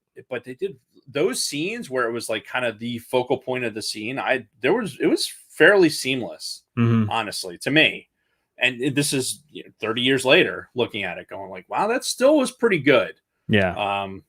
The bit where he's the floor. The dude steps on him. Like, it's a really physical contact through the shoe. And why didn't? Yeah, I don't know. So that guy, that security guard, he actually is a twin, right? His the other guy that was behind him was his identical twin, which that's how they were able to film that scene together. Same thing with Linda Hamilton. Linda Hamilton has an identical twin sister. Shut up. Who lives maybe 5 miles that way. Shut up. She lives in Morristown, New Jersey, because I have a funny story about this. Okay. Linda Hamilton herself might be from this area too, but her twin sister still lives in Morristown, New Jersey, because when Kristen and I were first dating back in the late 90s, Linda Hamilton and her twin came into the store that Kristen worked at. Okay. So this was probably 98. This was after her and James Cameron split, because Linda Hamilton and James Cameron were married. Yeah, from 97 to 99. Yeah. But as he was doing Titanic, the chick from Titanic, the daughter of the old lady that had the fucking thing, he fucking started fucking around with her. Right. Caused this whole rift between him and Linda Hamilton. So yeah, this was 99. Linda Hamilton and her sister come into Kristen's place of work. Okay. And they're buying something, and like they throw all this stuff on the fucking counter. Kristen's ringing them out, and Linda pulls out her fucking credit card, and she's like, "Don't worry, my ex-husband's got this one." And she fucking buys like a bunch of shit from the store that Kristen was working at. No shit. Yeah. Yeah, but no, Linda Hamilton's twin sister, who did a lot of the scenes in Terminator 2, lives right here in fucking Morristown, New Jersey. That's crazy. Yeah. So I'm looking to see where she's from. Maryland, Salisbury, Maryland. So okay, but her sister lives like right fucking here. That's crazy. Because I heard many stories of her making appearances at the Morristown Mall here. Again, 5 miles up the road. How crazy is that? Like, in today's day and age, do you think having the twin, like, I feel like they would rather like duplicate something CGI or like duplicate the film than it actually like go and find like that security guard. Like, hey, we want to do the sequence where the T-1000 is looking at him, himself after he forms. Like, all right, well, let's find twins so that we can make this fucking look perfect. Right. And which obviously it works for this particular thing, but I don't know if they do that these days. I wonder if they just fucking like, all right, well, we'll storyboard this and fucking, we'll figure it out. Yeah, I'm sure it's all CGI'd now, but there were a couple of scenes with Linda Hamilton and her sister in this movie where the first one, it was a deleted scene. It was where she was working on fucking Arnold, the scene where she's pulling the fucking bullets out of his back, right? Which we do see. There's a deleted scene where she's like fucking working with his fucking the shit in his head, the fucking the CPU. It's a pretty famous deleted scene. Most people have seen it up to this point, where she had this moment where she could have fucking killed Arnold in T2, right? But John talked her out of it, which that didn't make the final cut of the movie. I did see that. I have seen that. Yeah. But it was a scene where they were like technically in a mirror, right? Where she's fucking working on the top of his head and you can see their reflection, where it wasn't really their reflection. There was double actors like for Arnold and for Linda. And the one that they used for Linda was her sister. Right. And also again, at the end of this movie, when, the Terminator took on her form, right? And she's fucking limping towards John, and then you see the real fucking Sarah Connor come out from behind her. Right. The real Sarah Connor in the distance was her twin. Right. That's crazy. Yeah. Wonder why make her the twin? Well, because that's the one that's not as focused, right? Because the T-1000, okay, the one it's in the foreground, it's right there. You can see her clear as day. Right. But the one in the back it's kind of in the distance. It's not completely 100% in focus. So okay, yeah, I did not know that. Yeah, and if I did know that, what? She passed away a few years ago. What? Oh, her sister? Fuck. Well, that sucks. That does suck. Linda Hamilton Sister. We're doing it live, folks. Sister. So you have a twin sister. Oh, dies at age 63. What year was that? Last year. Fuck. August 31st, 2020 is this article. No shit. Yeah. Was it COVID? Well, they look really similar. Well, they're identical. That's crazy. She lived in Mount Laurel, New Jersey as an emergency room nurse. Yeah. That's well fuck. Yeah, that kind of sucks. Does suck. Anyway, fuck. Damn it, Jason. Why'd you do that? I didn't. That was Lunar Girl. You fucking threw everything. Oh, the drag shoots out. It's all fucking over. Anyway, let's get away from that. All right. So some other notes that I had before we get into our like more detailed notes. I really liked we get into your more detailed notes. We've gone through my notes. Right. So I really like the way they played the relationship between both John and the T-800, right. Arnold, and John and Sarah, because it's so good the way that, you know, the T-800, the Terminator, like kind of becomes a father figure for John Connor throughout the whole thing. Whereas in the first movie, their whole purpose, the T-800, was to fucking kill Sarah so John couldn't even be born. Now all of a sudden it's become this father figure, and it's right. Her voice, I think her voiceover actually it explains it perfectly. Yeah. Like, he will die to protect John. Yeah. It's like the irony of a fucking Terminator being basically a better father figure than he would ever have. Mm. Whereas when, you know, John and Sarah first get together in this movie, she's scolding him for like trying to save her, and she is coming off as not even caring about like him emotionally, just more like, no, you're part of this fucking resistance, you have to survive, like don't put yourself in harm's way or anything. There's a real lack of emotional connection between him and Sarah in the beginning of this than there is between him and the T-800. Yeah, and this is where the 10-year-old bit creeps into me again. Like, and it's some of the stuff, like the interaction with like, no, you got to say like this, you know, when he's doing the phraseology, right? It was campy, but it wasn't terrible. Like, I didn't hate it, but it was definitely like super campy. And let's face it, it develops into a couple of Arnold's biggest fucking taglines. Right. Hasta la vista, baby. Yeah. What's the other one? Shit. Chill out, dickwad. I don't remember. It'll come to me later. But yeah, I forgot where I was going with that. Shit. Well, there was one scene in Terminator 1. I don't know if you remember, where, you know, the Terminator, he's got this little like fucking apartment, and somebody walks by the door and they're like, oh, what are you fucking taking a shit in there or what? Because somebody's like mentioning how it reeks in the apartment. And if you look at his little fucking interface, it's like reply, like snarky reply to this kind of a comment, fuck you, asshole. Right. You know, it was that one, and the I mean, obviously I'll be back is the big one. Yeah. From T1. But yeah, Lunar Girl fucking derailed me. Sorry, Lunar Girl. But what did she say? It was the Canadian smoke on the East Coast. I'm like, Canadian smoke, is that code for something? But sidebar, like, so the fires up in Canada, what was it? Maybe Monday or maybe Tuesday was real. It created a really interesting, like the way the sun was in the sky. It was just like, it turned it blood like red. Out here. Yeah. And it wasn't, it's not just Canada. It was like the fires out in fucking Oregon and Washington and California and all that. All that smoke came out here to the East Coast. Yeah, it was crazy. And I tried to fucking fly the drone because I'm thinking, oh, wow, this will be a good fucking sunset. No, too smoky. I couldn't even see the skyline. Yeah. But yeah, that we haven't had it since that day, though. I think we had a little weather system that helped push a lot of that stuff out. So we haven't really had that smoke. But unlike the West Coast, we actually get rain and storms and everything else. Facts. So yeah, things that suck it, West Coast. Yeah. Eat a dick.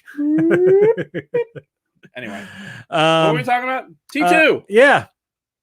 So I want to talk about how this movie holds up today. Okay. 30 years later. Dave Martin watching this Mm-hmm. as a 45-year-old man, how did this hold up for you? I think it held up pretty good, to be honest. I was surprised at how well it held up. I think there was a couple of scenes where it was kind of obvious that this was Arnold's stunt guy, and there was on the motorcycle, right? Yeah. When he was going through the fucking canals and he did like jumped off the ledge and it was boom, boom. Yeah, you could tell that was a stunt guy right there. Yeah, and somebody who's obviously in these years since, like, and we've talked about a lot of movies here. So part of the show, we watched a lot of movies. So you're kind of looking for different things. And you could tell when Arnold was obviously on a fucking like trailer, not actually riding the bike. Yeah. But God, overall, I was really 10-year-old fucking notwithstanding. I was pleasantly surprised at how well it held out. Yeah. It wasn't something I was trying to push myself through to fucking watch for the podcast. I enjoyed it. Yeah, and I was in the same boat. Kristen and I had pegged to watch this. Pegged? Damn it. Really? We had, decided to watch this, split it between Saturday and Sunday nights. Jason with a peg leg. We doing this again? So we had fragged this to watch it between Saturday and Sunday night. But I meant to say it was pegged. We started it Saturday, right, and we watched the whole thing straight through because, again, like you said, it's very entertaining. Yeah. And there are very few slow moments in the movie. And even to me, those slow moments serve a purpose. True. And we watched the whole thing start to finish, fucking Saturday night. We didn't even spill over into Sunday at all. And I got to say, as a 30-year-old movie, it really fucking holds up. It keeps your attention. It's good. We could probably put T2 to the Pepsi challenge of a lot of movies from, the 90s even. Yeah. Some of aside from Star Wars in 99, tell me a movie that had fucking better effects and was a better action movie than T2. Yeah, and again, kept your attention, kept kind of in the decade. Within that decade. Yeah. That'd be an interesting. Very few, honestly. And yeah, I gotta say, I think it holds up. Effects wise, some of the T1000 effects are starting to show their age, but like you said, there's still some that hold up even to this day. Oh my God, the fucking chat. God damn it. Again, if you're not subscribed to us on YouTube, you're missing out on some of the more degenerate chat that goes on. So YouTube/C/the Sidebar Cantina for all of the YouTube fun. Anyway, fuck, I forgot what I was gonna say. You were talking about how you and Kristen were we watched it all the way through on Saturday. I had some I had something else I was gonna say. Oh, the effects. Yeah, I mean, some of the T1000 effects starting to show their age, but for the most part, I think with the practical effects, with the future war, a good portion of the T1000 effects, especially like we were talking about the helicopter, like him molding into the helicopter and everything, still holds up to this day. Yeah. And have you seen another movie that a dude, when I was watching it, I'm like, fucking watching T1000 drive the motorcycle up the fucking stairs. Oh yeah! Wow, this is really unnecessary, but it's kind of cool. Yeah, yeah. Have you ever seen that bbefore? No. As he's going through the building looking for them, he's basically using the motorcycle like it's a fucking Segway. I'm like, okay, all right, I can. I was like surprised that my internal teenage me was going like that was pretty cool. Yeah, doing that. So little things. Like in the helicopter scene, the pilot, in a helicopter, the pilot, usually the pilot flying is in the right seat, which is different than normal. Like on an airline, the captain sits in the left seat. Right? Yes. First, the co-pilot is in the right seat. Yep. So in a helicopter, it's inverted or inverse. So when the T1000 came through the window on the co-pilot's side, yes, and sat in that seat, that was and told him to get out. When they panned back to the next sequence when the helicopter's now flying to go get Arnold and the gang. He's still sitting in the left seat. So I'm like, that's someplace where, like, again, aviation nerd Dave that's watched movie, like, I'm looking for little continuity errors like that, and that's attention to detail. Yeah, like that was like a particular sequence. Like, okay, yeah, he's this is the seat he's in, and we're going to fly it from that seat. It's little stuff like that I think helps this movie keep its legs, 30 years later. Yeah, something else that I noticed, like, I loved the use of not the score, but actual music. So we get the scene where, Arnold first teleports to 91. Right. He goes into the fucking the country bar that's playing fucking Dwight Yoakam in the background. Who the fuck is Dwight Yoakam? Am I supposed to know who that is? If you're from Bakersfield, you know who Dwight Yoakam is. Anyway, he rolls into the bar, right? He tells them, I need your clothes, your boots, and your motorcycle, right? So we have that whole scene. And he comes out after he takes the dude's clothes and is playing Bad to the Bone. Right. Right. Da-na-na-na-na. Yeah, which was fucking so fitting for that fucking scene when he comes out and they're playing Bad to the Bone. Yeah, and then the guy coming out with the shotgun, you see that close up of him kicking the kickstand down. Like, well, I'm reacting very deliberately to the fact that I know this clown can't do anything to me. How badass, like, again, bringing yourself back into teenage Jason, right?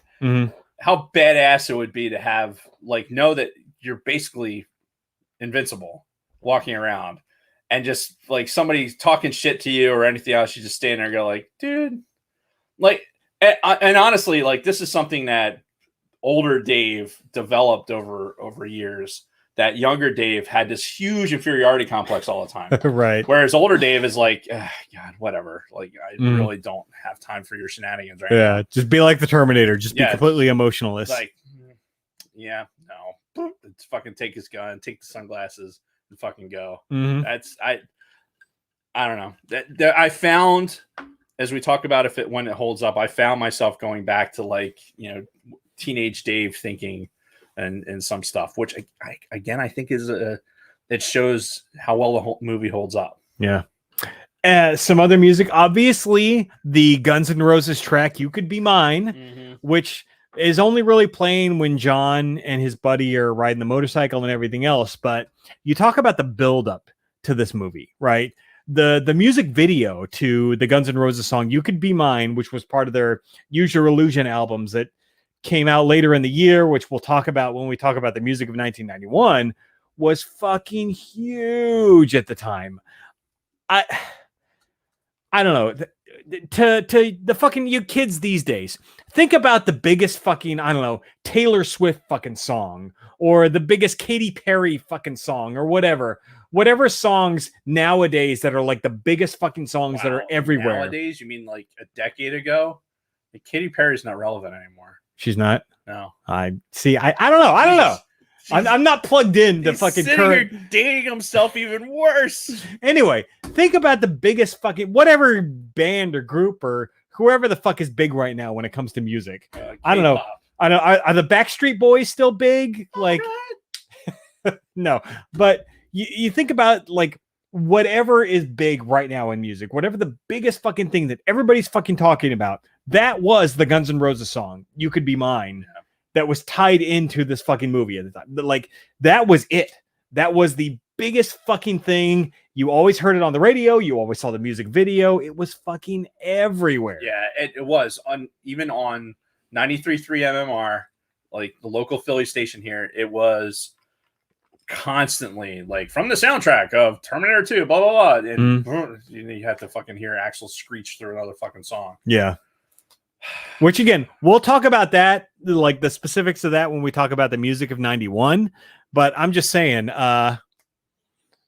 again, that it was bigger than fucking anything else music wise that was out at the point. Sorry, I'm interacting with the chat. No worries. Excuse me. Something else that I noticed that was kind of interesting watching it this time around. So you watch Arnold as he interacts with people. He's very robotic, right? He's He's very just, John even points it out, like, you don't say affirmative or some shit like that, you say this. And he's like that even in this. He was like that in Terminator 1. You see the T-1000 as he's interacting with people, especially towards the beginning of the movie. Not so much as the movie progresses, but like when he's talking to the parents, he's like, oh, can I speak to John? And they're like, oh, he's not here. It's like, oh, that's a good looking boy, Right. I wouldn't worry about him. Everything's going to be okay.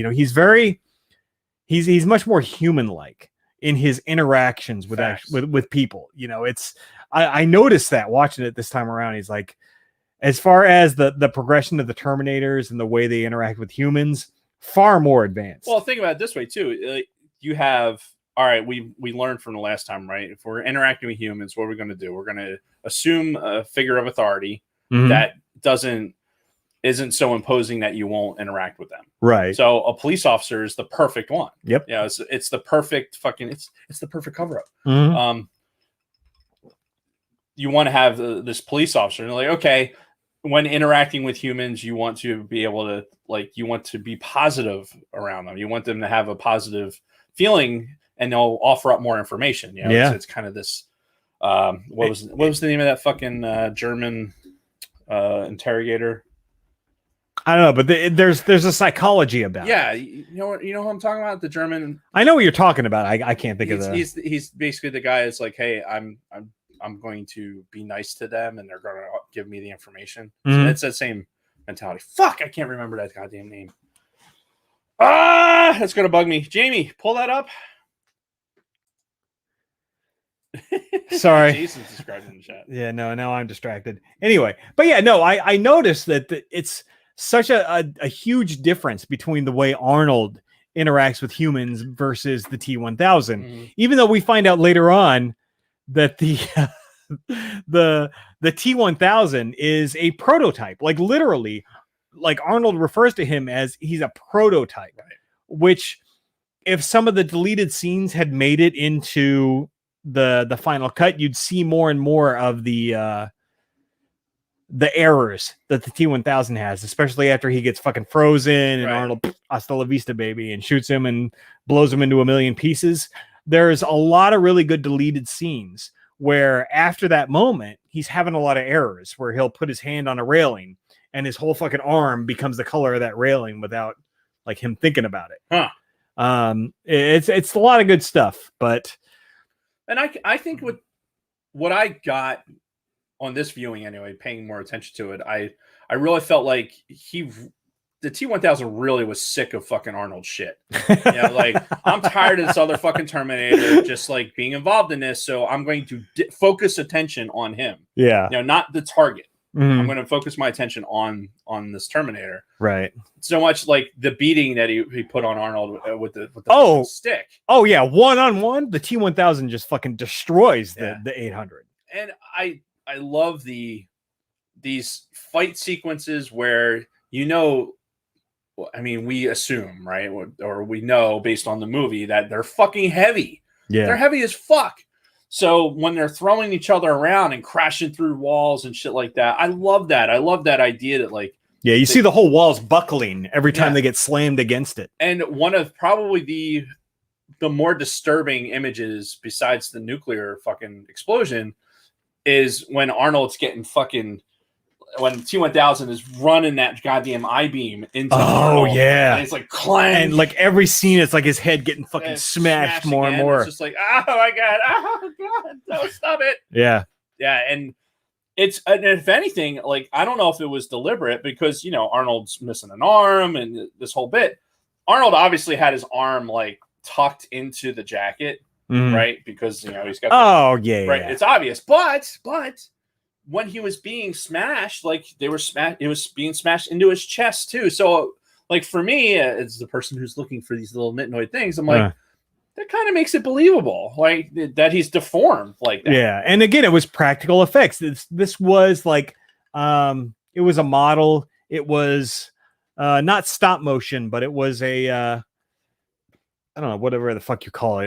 It was not really Arnold. It was like a fucking, like a synthetic bust of him that they were fucking smashing with his I-beam and everything.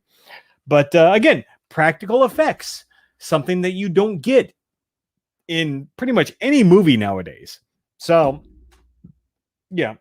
When they're in the arcade in the beginning, when first of all, when they're at the Galleria, which right. If you are a frequent traveler of the 405 freeway in Los Angeles, going, I don't know, from maybe Bakersfield, California to the Los Angeles airport, which I've done 100 fucking times in my life, you'll see the Galleria Mall is right there off of the 405 freeway from... It's about halfway between Magic Mountain, the Six Flags, and the fucking LA airport. Okay. Anyway, so when they mention the Galleria, if you've been anywhere in that area in LA, you're like, oh, I know exactly where that is. Okay. Yeah. So again, that's just something somebody from that area. Are those canals like? Yeah, that's real. That area. Yeah. In Bakersfield has its own canal system. It's not as robust as the one that you see in fucking T2 in the LA area. Right. But yeah, no, California has this canal system that was built in for whatever reason. I still have no idea why it's fucking there. Yeah, I saw it in Palmdale. When I was out in that area. Like they had someone running through it. I can't see that and not think Terminator 2. Right. Because of how well, and a little bit of fucking Point Break had some stuff in the canal. Yeah. But more T2 with the fucking motorcycles and fucking hitting old cars and shit like that. Yeah. Bronco Fett's saying Riverside has them too. Riverside is even south of LA. But yeah, no, these canal systems were built into a lot of these major cities in California. Again, I don't know what purpose they serve. I'm sure there is some reason why they have them, but they are there. So anyway, when they're in that arcade in the Galleria, I noticed that like they're playing a lot of 80s games. He's playing like fucking Missile Command at first, but then he's playing Afterburner. Yeah, do you remember that game? Yeah, I do. Like when you're in, like, I think this is the first time you're in that fucking moving seat and everything. And it was $1. Yeah. It was a whole fucking $1 to play a video game. So it was very, very rare that very rare that I could play it. Mm. But I got in there because I fancied myself like, Top Gun-esque.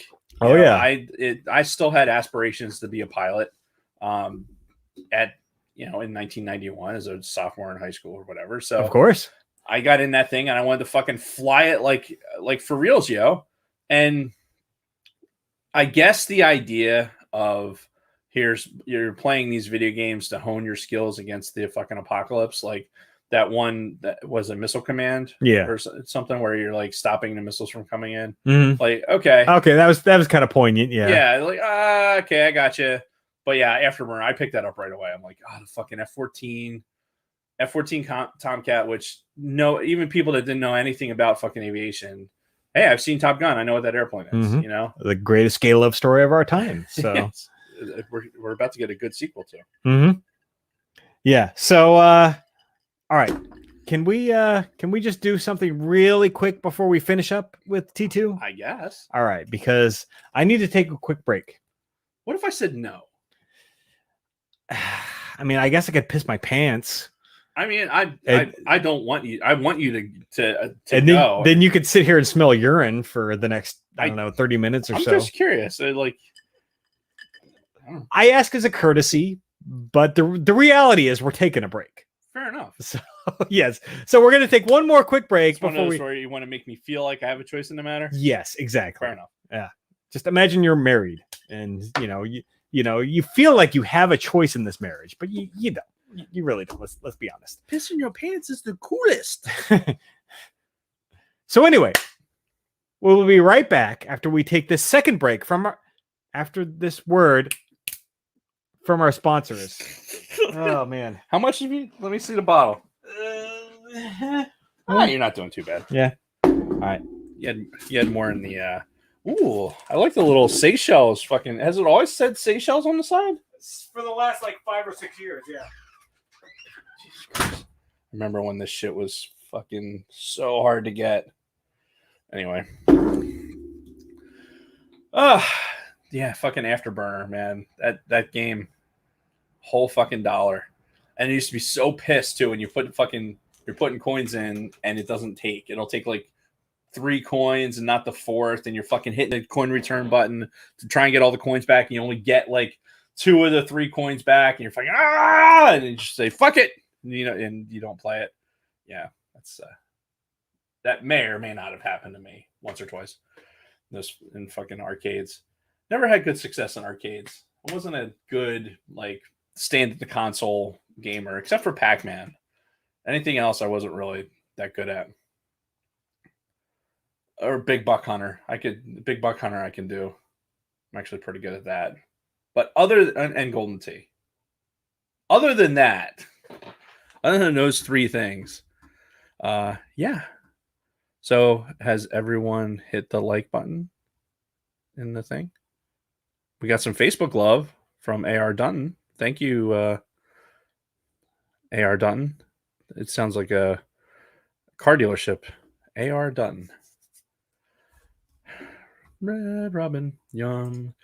Dude. Dave upset and frustrated. Never. Absolutely not. Cleveland no longer being the Indians. Oh my God. I honestly, I mean, Red Robin. Yum. I don't know why I was thinking of Red Robin just now. I said it. When? While you were out. Like, did you go in the house? Huh. Oh, I don't know. Oh, I weird. did. I said Red Robin. Oh my God, it's so hot in here. Yeah, it's fucking ridiculous. The Cleveland Indians no longer being Indians. The Cleveland Guardians. Like, why? There's so many other things. Like, Cleveland is known for so many other things. Like, I don't know, Cleveland rocks. You have a whole fucking... You have a built-in fucking tagline. You have fucking Drew Carey. Like, you could have the Cleveland Drew Careys. The Cleveland Rocks, or it could have been the fucking, I don't know. There's so many other things that you could fucking do with that. But the Guardians, I think it might have been Stone Bleeds. I forget. Somebody that's mentioned the, or is the Space Force going to be upset because they took the Guardians? I mean, which I also hate. So here's the thing. Like, somebody's going to be upset no matter what you do. If you change the name, people are going to be upset. Obviously, there's people out there that are upset. You start getting into the politics of it and everything else. Well, and here's the thing. Like, I have it on good authority that if the Redskins had to go, right? Yeah. Because the derogatory nature of it. But like the Cleveland Indians, the Atlanta Braves, see what the Indians should have done is they should have just changed their logo to a dude in like a customer service fucking outfit, like reading from a fucking checklist, and like, no, we're not the Cleveland Native Americans, we're the Cleveland Indians, the guys from India who do your customer service and everything else. God, that would be a complicated logo. But no, I feel like if you're. I get it. I get the Redskins. I get it 100%. Whatever, man. Like, but the Cleveland Indians, just because it's is it the exploitation? Like, okay, well, we've been exploiting the Indians since we showed up. So it's a thing. We're in a whole new world right now. I know. Like so what? Being offended has gone to a whole new level. Well, so I want the Atlanta Braves to change their name because they're going to. They're going to. I hate the Atlanta Braves, so they should change their name to the Atlanta Fucksticks. Well, and you know who else is on the target list is the Kansas City Chiefs. So I guarantee you within the next 2 years, the Braves and the Chiefs are both going to change their names. And it's whatever. I don't give a fuck because I'm not a fan of either of those teams. I'm not a fan of the Cleveland Indians. I don't give a fuck about the Washington football team. So. But if at some point 30 years from now, somebody's like, I'm so offended by the term 49ers because, those people worked in a coal mine and they died and blah, blah, blah. I'll be like, gold mine, whatever. Okay. I'll be like, shut your fucking mouth, you stupid fucking idiot. But it's going to happen. But like Bronco Fett brings up, the Fighting Irish is okay. Like, you're okay with that. Well, fuck the Irish, first of all. Like fighting or not fighting or having stupid accents or their pale white skin, whatever. Fuck the Irish regardless. This is when Dave is the Terminator and just sits there and just goes, I could eliminate you right now, but I was ordered not to. You are not allowed to kill people anymore. Right. I'm gonna shoot you in your fucking kneecap. You'll live. Yeah. Anyway, should we get back to the show? As soon as I clean up all this shit, I just spill all over myself. We'll just rub my crotch a little bit, and hopefully they can hear that on the. I'm sure they can't. Military rank is next, Master Chief, Chief Master Sergeant. Yeah, I mean the Air Force with their chiefs. Hold on, you're gonna hurt yourself. Wait. Oh, I think I got it. All right. The disturbing part is everyone that's watching on YouTube right now probably got a glimpse of Jason that they really did not want to see. And that's what you get when you subscribe to the Sidebar Cantina on YouTube. And Tekamaka is involved. Anyway, yeah. Well, that's the changing of the names. That's a conversation for another time. Yeah. Shall we continue? Do it. All right. And now.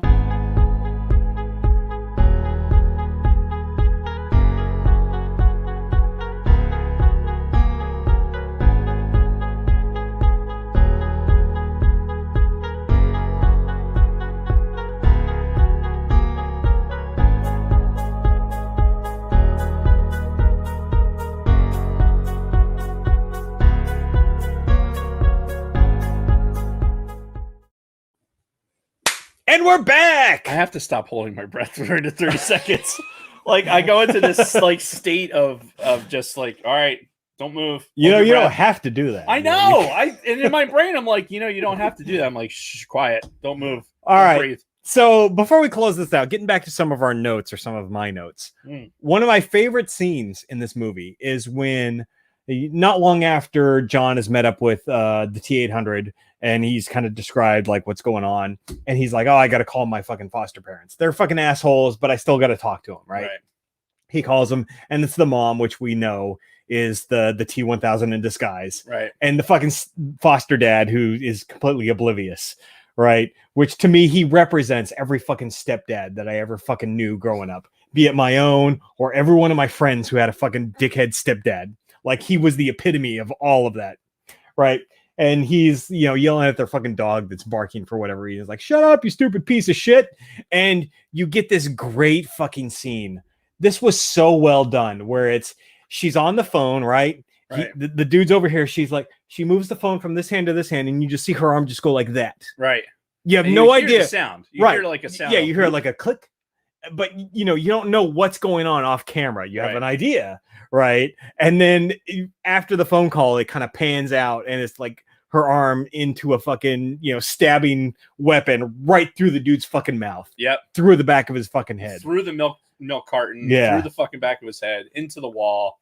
Yeah, that was pretty good. I thought that was such a brilliant fucking scene. And again, the guy that this actor epitomized is, I've known that guy multiple times throughout my childhood. So that was a very justifying scene for people like me. You talk about Gen X and the fact how a lot of us, I know you didn't really experience this, but a lot of us came from broken homes, single moms, step parents, things like that. Like that was all of that epitomized into one fucking scene. Like, loved it. Absolutely loved that scene. There was another scene that I took note of this time around watching it that I don't know if I really noticed it before, but when I think it was when John was on the phone, or no.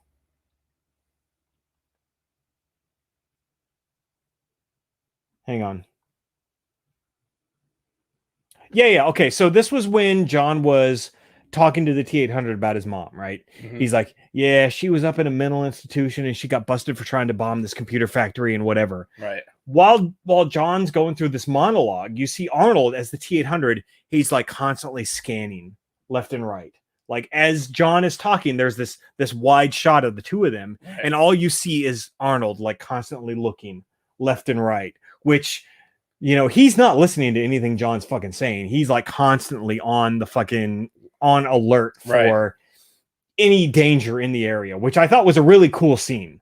It's like all you see is Arnold just looking back and forth and just scanning, right? He's just constantly scanning for any kind of threats in the area. I thought that was a really good little detail. Like many of the things that we've talked about in this episode, it's a great little detail that James Cameron added into this fucking movie to just make it that much more authentic. Yeah, and even some of the little, like what seems potentially be a little nuance in the movie, like when he's breaking into the cars, like ripping open the fucking steering column to fucking do whatever it is he's doing, and the kid shows him where the keys are. And then Arnold later sitting in the van, the police van, and he's like, oh, and fucking drops the keys out. The scene where the kid's talking again, Arnold's listening or not listening, and he's replacing, I guess, the starter of that truck. Remember they said, "Oh, the starter's bad or whatever." Yeah, they're both underneath the truck. Yeah, and they're working on it. Like, hand me these wrenches, hand me the torque. Yeah, wrench. hold here.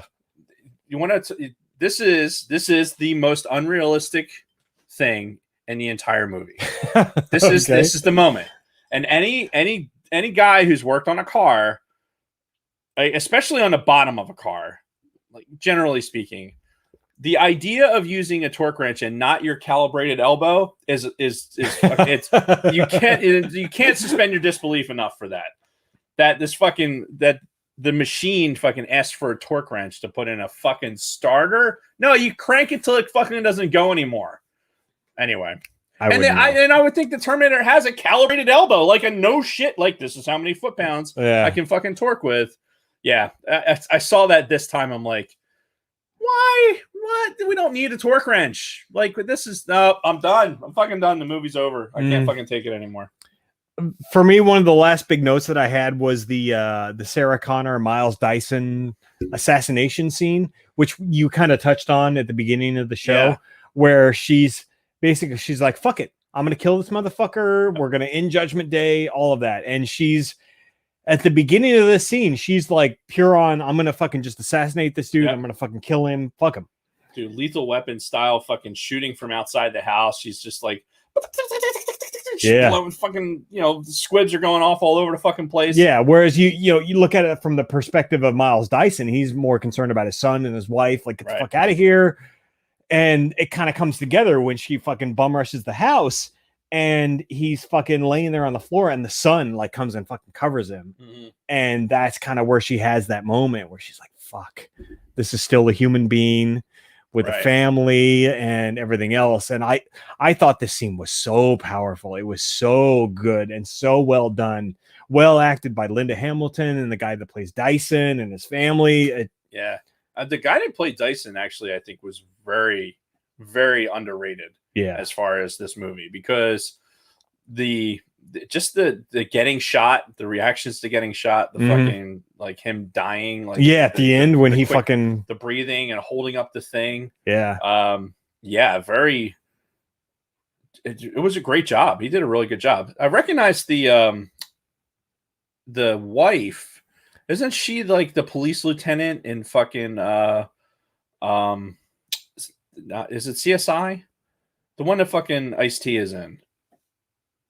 Anyway, she was like the police lieutenant or something. It was a young. Where's Jamie? Look that up. African American actress. But yeah, I'm pretty sure she was the lieutenant in fucking CSI. Yeah. Again, no correlation at all, except for like, hey, I know that face. Right. Yeah. No. But that whole scene, like, and the acting done between Linda Hamilton, the guy that played Dyson, the girl that played his wife, even the son, the little kid that played his son. I think that was Don't kill my daddy. It was all really well done, and it evokes that emotional response that they want, and it's, on one hand, you've got this guy inadvertently causes the extinction of humanity in a sense, whereas that's her whole point. Like, she wants to kill him to stop that, but at the same time, like, he doesn't know any better. He's just a guy doing his fucking job. It's like, how was I to know any of this? Yeah. And I mean, that was the best fucking scene too, where she's doing her monologue and she's like, the T-800, he described everything that happened, Judgment Day, the 5 billion people dead and everything. He took it rather well. And he's like, I think I'm gonna throw up. Yeah, that was good. No, that one of the truck drivers that T1000 throws out had a hat with a B on it that I recognize as a logo from an old ball team, and it's not. I thought it was the Braves, and it's not. No. Anyway, I don't know why that caught my eye, but it did. There was another scene like around the same time frame where after they had said all this stuff to Dyson, and he's like, "How are we supposed to know?" And Linda Hamilton kind of chimes in again, like, "How are you supposed to know? It's men like you who created the hydrogen bomb. Right. It's men like you who did this." And I got to say, as she's going through this fucking monologue, Kristen, kind of in the background is like, "Fuck yeah." So she's like kind of cheering Linda Hamilton on at this point. She's like, yeah, she's got a great fucking point. I'm like, you're not wrong. Yeah. Because, and again, this, you talk about the politics of today and everything and the strong female characters and the emasculating men anytime they get a chance where, you were doing this again back in 1991 where Linda Hamilton's sitting there like, it's fucking men like you who created the fucking nuclear bomb. It's men like you who thought all this shit up. It's, you don't know what it's like to actually create a human life or anything like that. I'm like, yeah, okay, you got a point. Facts. Yeah. I wonder. So saving for the end, I want to have a conversation about the actual timeline. Okay. Of events, but with her, I don't buy into this idea that if he doesn't invent this fucking chip, if he doesn't find the chip and invent it, that it would never happen. When the reality is things like that, eventually somebody is going to do it. Right. That's what you're working towards. And they address that in the sequel to this, Terminator 3, which we'll talk about here in a little bit. Have not seen any of the sequels. Again, we'll talk about that here in a couple of minutes. But make your point. From a timeline perspective, and this idea that changing this timeline, he's got to the Terminator's got to fucking melt himself down and anything else. Were they expecting some back to the are we supposed to believe it's like a Back to the Future style, Marty started to disappear? Yeah, right, where the newspaper changes. Yeah, what do we think was supposed to happen? Mm-hmm. Because me personally, I think that one of the messages that they're trying to portray is the inevitability of this cataclysmic event. Right. And Arnold even mentions it earlier on in the movie. He's like, it's in your nature to destroy yourselves. Facts.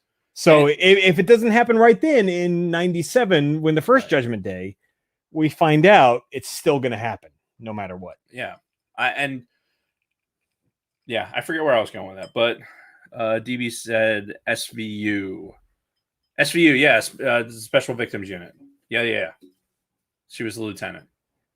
Sure. Dyson's wife. I'm sure she was. Dyson Sphere's wife was a lieutenant. Yes. Anyway, I do not disagree with anything you've just said. So, all right, well, let's talk about the sequels. So, you have not seen any? I don't think of the that sequels? I have. Racking my brain, reading your note, I may have seen T3. I don't. So we've had 4 sequels since Terminator 2. We've had Terminator 3. Fuck, it had a subtitle. I can't remember what it was. We had Terminator 3, we had Terminator Salvation, we had Terminator Genesis, and then we had Terminator Woke Fate. What's Genesis? Terminator Genesis. That was the movie. That was the one that had Emilia Clarke from Game of Thrones fame as Sarah Connor. It was the first attempted reboot that failed. Was it called Generations or something? And you're just... It was called Genesis, but it was really Genesis. Okay. Yeah. I got you. Yeah. I didn't understand the reference. So I just saw Genesis and I'm like, that's a weird name. Yeah. No. So first of all, okay, we had Terminator 3, right? Which it took place in... Rise of the Machines. Rise of the Machines. Thank you. So this was the one that took place, I don't know, 15 years after T2. I did see this because it's abroad. Yeah, it had Claire Danes in it. The female, it was a female Terminator that got sent back this time, which was who also was a cop. Yeah, right? no, she was, she was pretty attractive, right? As the bad Terminator, and then of course Arnold came back. I think this was before he became governor of California, like right before. Christiana Loken. Oh yeah, Christiana Loken. Yeah, she's pretty hot. And apparently she swings in both directions. If you take my meaning, like you do. Well, maybe like you do. I don't know, but no, I said like you do. Okay, so anyway, this was the definition to me of cash grab. This was, we gotta. It's 12 years later though. This came out in 2003. It did. So do you think that it took James Cameron 12 years to be like, well, he had nothing to do with it. Oh, he didn't? He was not involved whatsoever in the first 3 sequels of this. Between this, Salvation, and Jenna Shit, he had nothing to do with any of those. Okay. He didn't come back into the fold until Woke Fate. But this was, to me, the epitome of cash grab. Okay. Nothing significant happens in this. They recast John Connor, but Arnold came back. It was mediocre. Like, there was nothing great about it, but there was nothing like, it was like, oh, this is so terrible. It was just all right, how can we keep this fucking gravy train rolling? Yeah. And that's what this movie was. Salvation, to me, was the best attempt at a real sequel to Terminator. This is the one that had Christian Bale in it. This is the one where there was an audio clip leaked of Christian Bale fucking like going off on one of the production crew members. Oh, yeah. When the dude was like fucking around in the background when he's trying to do this scene, and he's like, what the fuck are you doing, man? And it was this audio clip that got leaked of him just like fucking lambasting this guy on the production crew when he was, trying to do this fucking scene, and he was like fucking like ripping this guy a new asshole. And this whole thing got leaked and everything, which, by the way, like, I'm totally on the Christian Bale side of this whole thing. Like, you think about actors, right?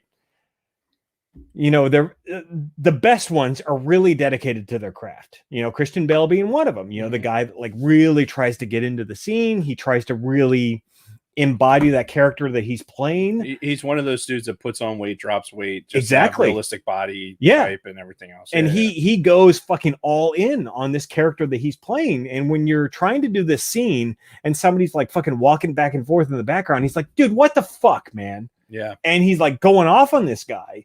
Like, I'm totally on the Christian Bale side of this whole fucking thing. But that happened during the production of Salvation. The problem with Salvation was like, this took place. This was all after Judgment Day.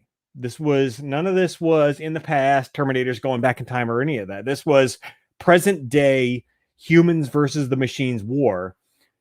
It got really fucking silly at the end, though, with like Helena Bonham Carter being the main villain. And it was like, it had a great premise.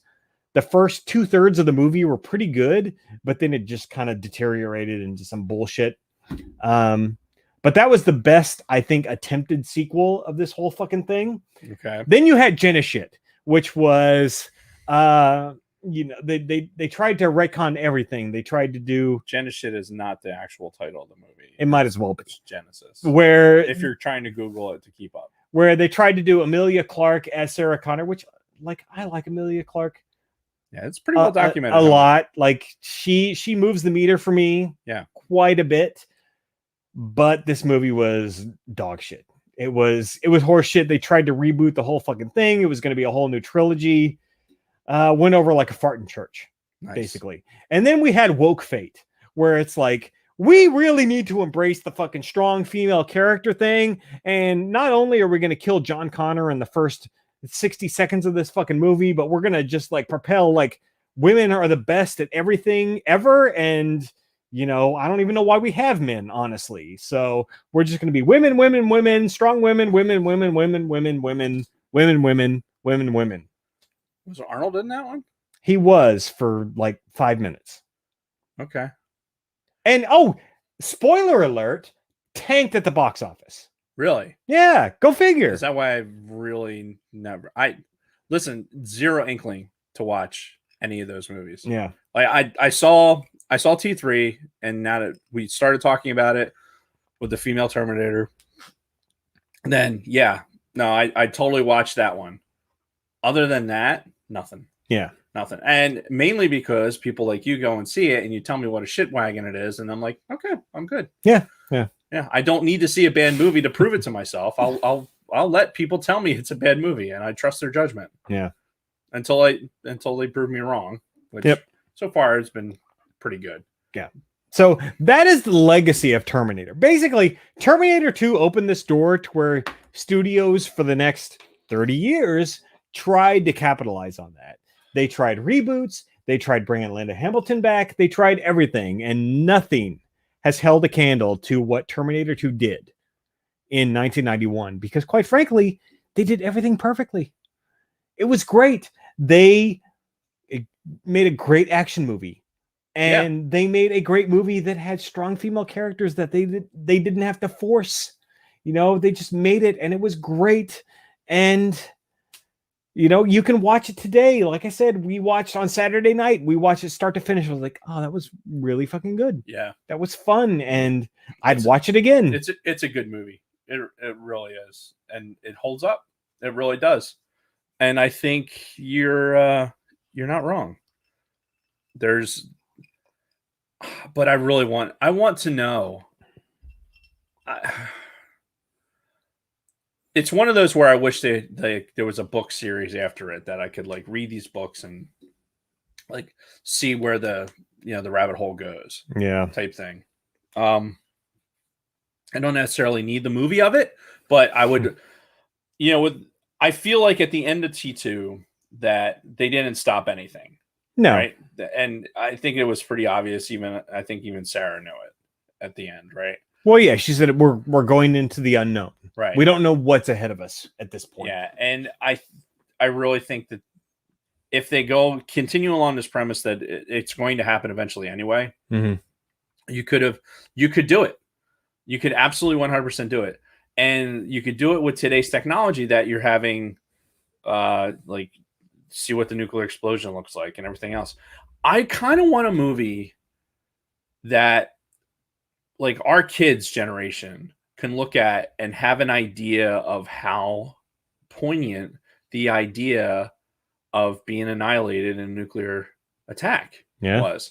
Because I mean, not to be melodramatic about it, but that struck me when it got to those scenes. I'm like, man, this is a throwback to a feeling that was in 1991 was still very, very prevalent. Oh yeah, it wasn't a throwback at that point. It was still fresh in our minds. Yeah, it was a plot element for a reason, because everyone could relate to this idea that like this impending doom, like the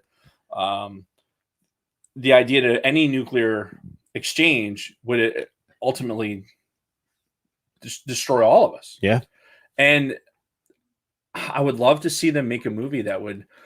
I don't want kids to have fucking nightmares, but I want kids to understand, like, wow, this is really a thing. Like, because we had nightmares. Yeah. We were constantly dwelling on this. You fucking sit at a kid in 5th grade or 6th grade or whatever grade I was in, fucking sit there and let's watch this movie in 1983 about, what happens after a nuclear disaster. That's, in 1983, that's where I learned about EMP. Yeah. Because of watching that movie and knowing, like, oh, your cars won't run because all the electronics are fried, shit like that. I learned about it in Broken Arrow. Oh God, you remember that John Travolta, Christian Bale classic? Yeah, I love that movie. By the way, do you really? Oh, I love that movie. Didn't they air refuel an F-117 and then? No, I'm thinking something else. Not in Broken Arrow. That was a different ridiculous movie. Yeah. We should do Broken Arrow. When did Broken Arrow come out? So I saw that. Okay, the first time I saw that was when I was at my technical school in Keesler, Mississippi, but it had already been out for a year. So it probably came out in 95. Yeah. So we're not really around the anniversary, but yeah, I don't know. There's some road action. Luna Girl was freaked out over the Scuds and Operation Desert Shield. Yeah, man, the big red menace, the big red dog at our doorstep was still a real thing. So T2, it brought that out of me. It brought that emotion of that idea out. Yeah. Well, and that was the cool thing too, was as Arnold's explaining, like how everything kind of went about when Skynet went online. It was like Skynet became self-aware. So it's like, all right, I'm going to shoot my nukes at Russia because I know Russia's counterattack is going to fucking annihilate America in the process. So boom, we'll use humans because of their conflicts against each other. And we'll do that, and we'll fucking take over the world. Take care of each other. Yeah, we don't have enough nuclear weapons to kill everybody, but between the two of them, they can take out pretty much everybody we need to. So let's go ahead and do that. Yep. Yeah, it's. I think we could dedicate probably an entire episode to that feeling. But yeah, that's I want Feb 96. What was it? 96? Was 96 the fucking Broken Arrow? February 96 was the month I joined the Air Force. So, well, all right. Jamie, when you bring these things up, you need to tell us what you're talking about. Be more specific. 1996. Chris. 1996. All right. Broken Arrow? Yeah. Do. So 25 years this year. So we could talk do about Broken Arrow. Like I love that movie. I haven't probably watched it in about 20 years. Right. So I'll be curious to see if it holds up. But fucking Howie Long. You think that shit's gonna hold up? Probably not, but still, Howie Long in his acting debut, John Travolta, Christian Slater, who's done nothing since. Christian Slater was in something since 96. Has he? Name one thing that Christian Slater has done since 1996. He was in I'll Archer. be waiting. He had an appearance in Archer.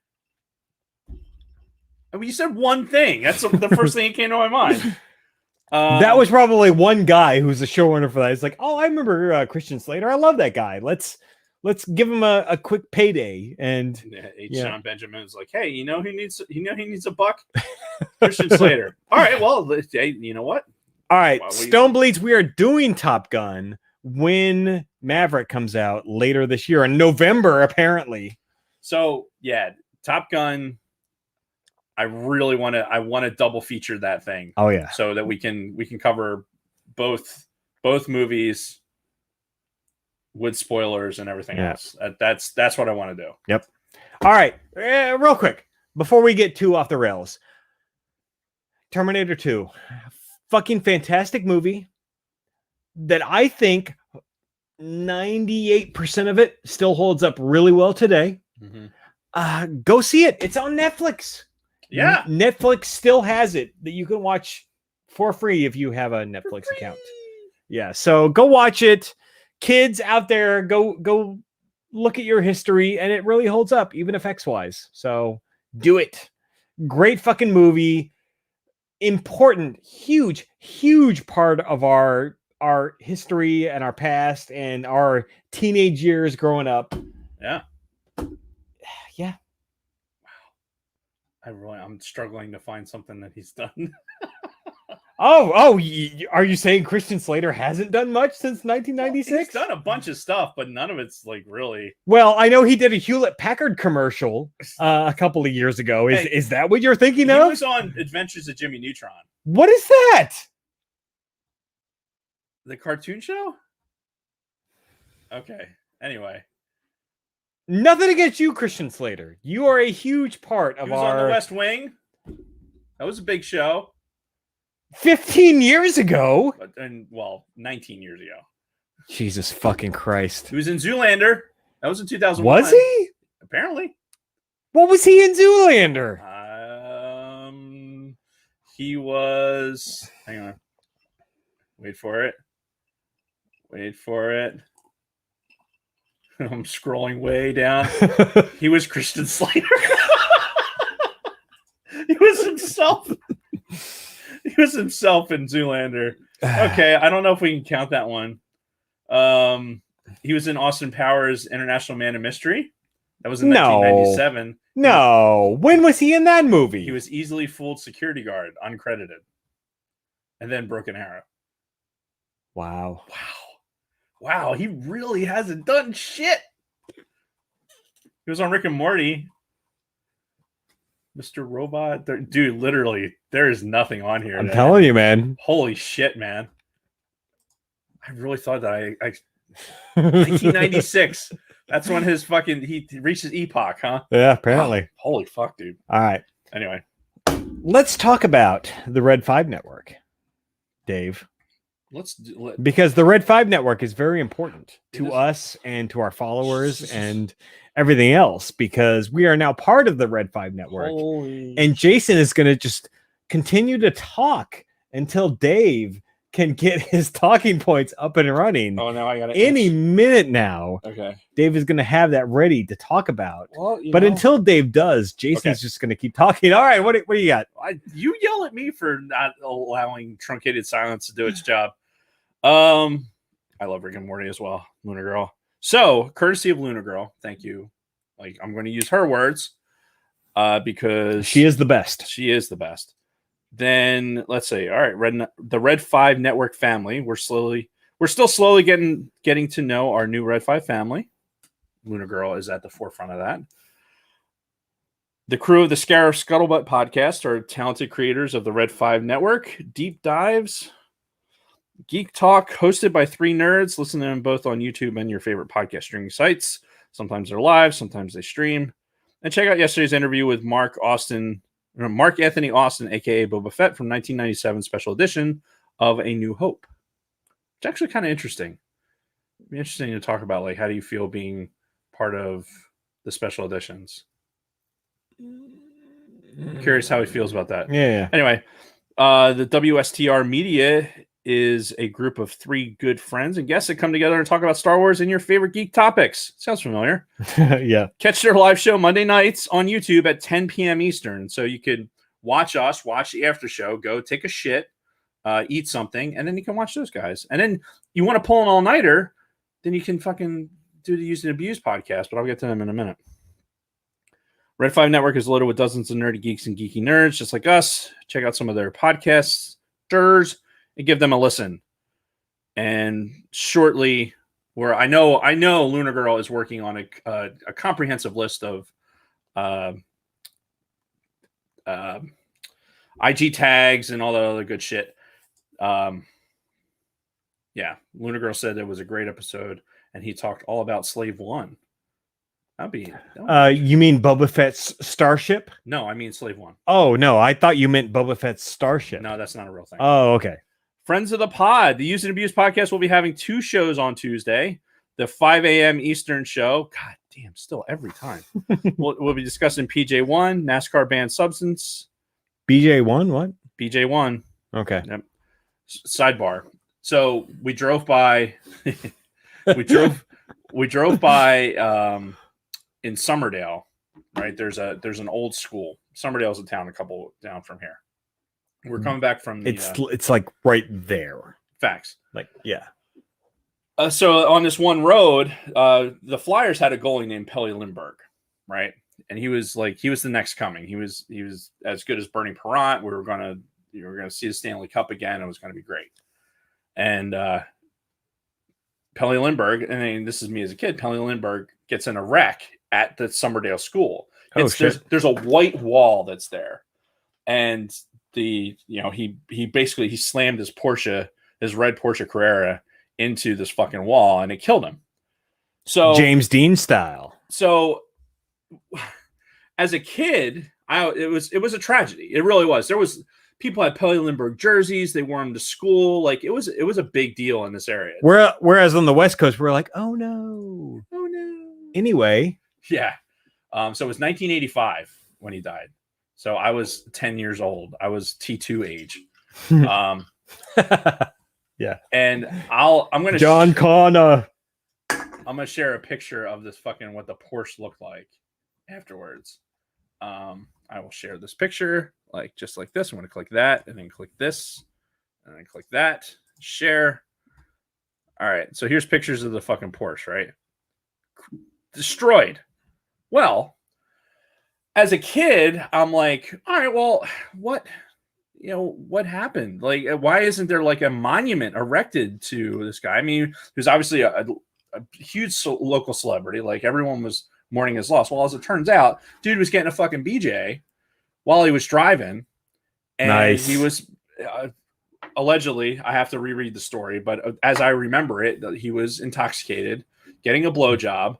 So I mean, if I'm gonna go out, that's kind 80 of the miles way. an hour. That's kind of the way I want to go out. Straight so. into this fucking wall, and it kills him, but not the girl. Oh. So she had to live with that.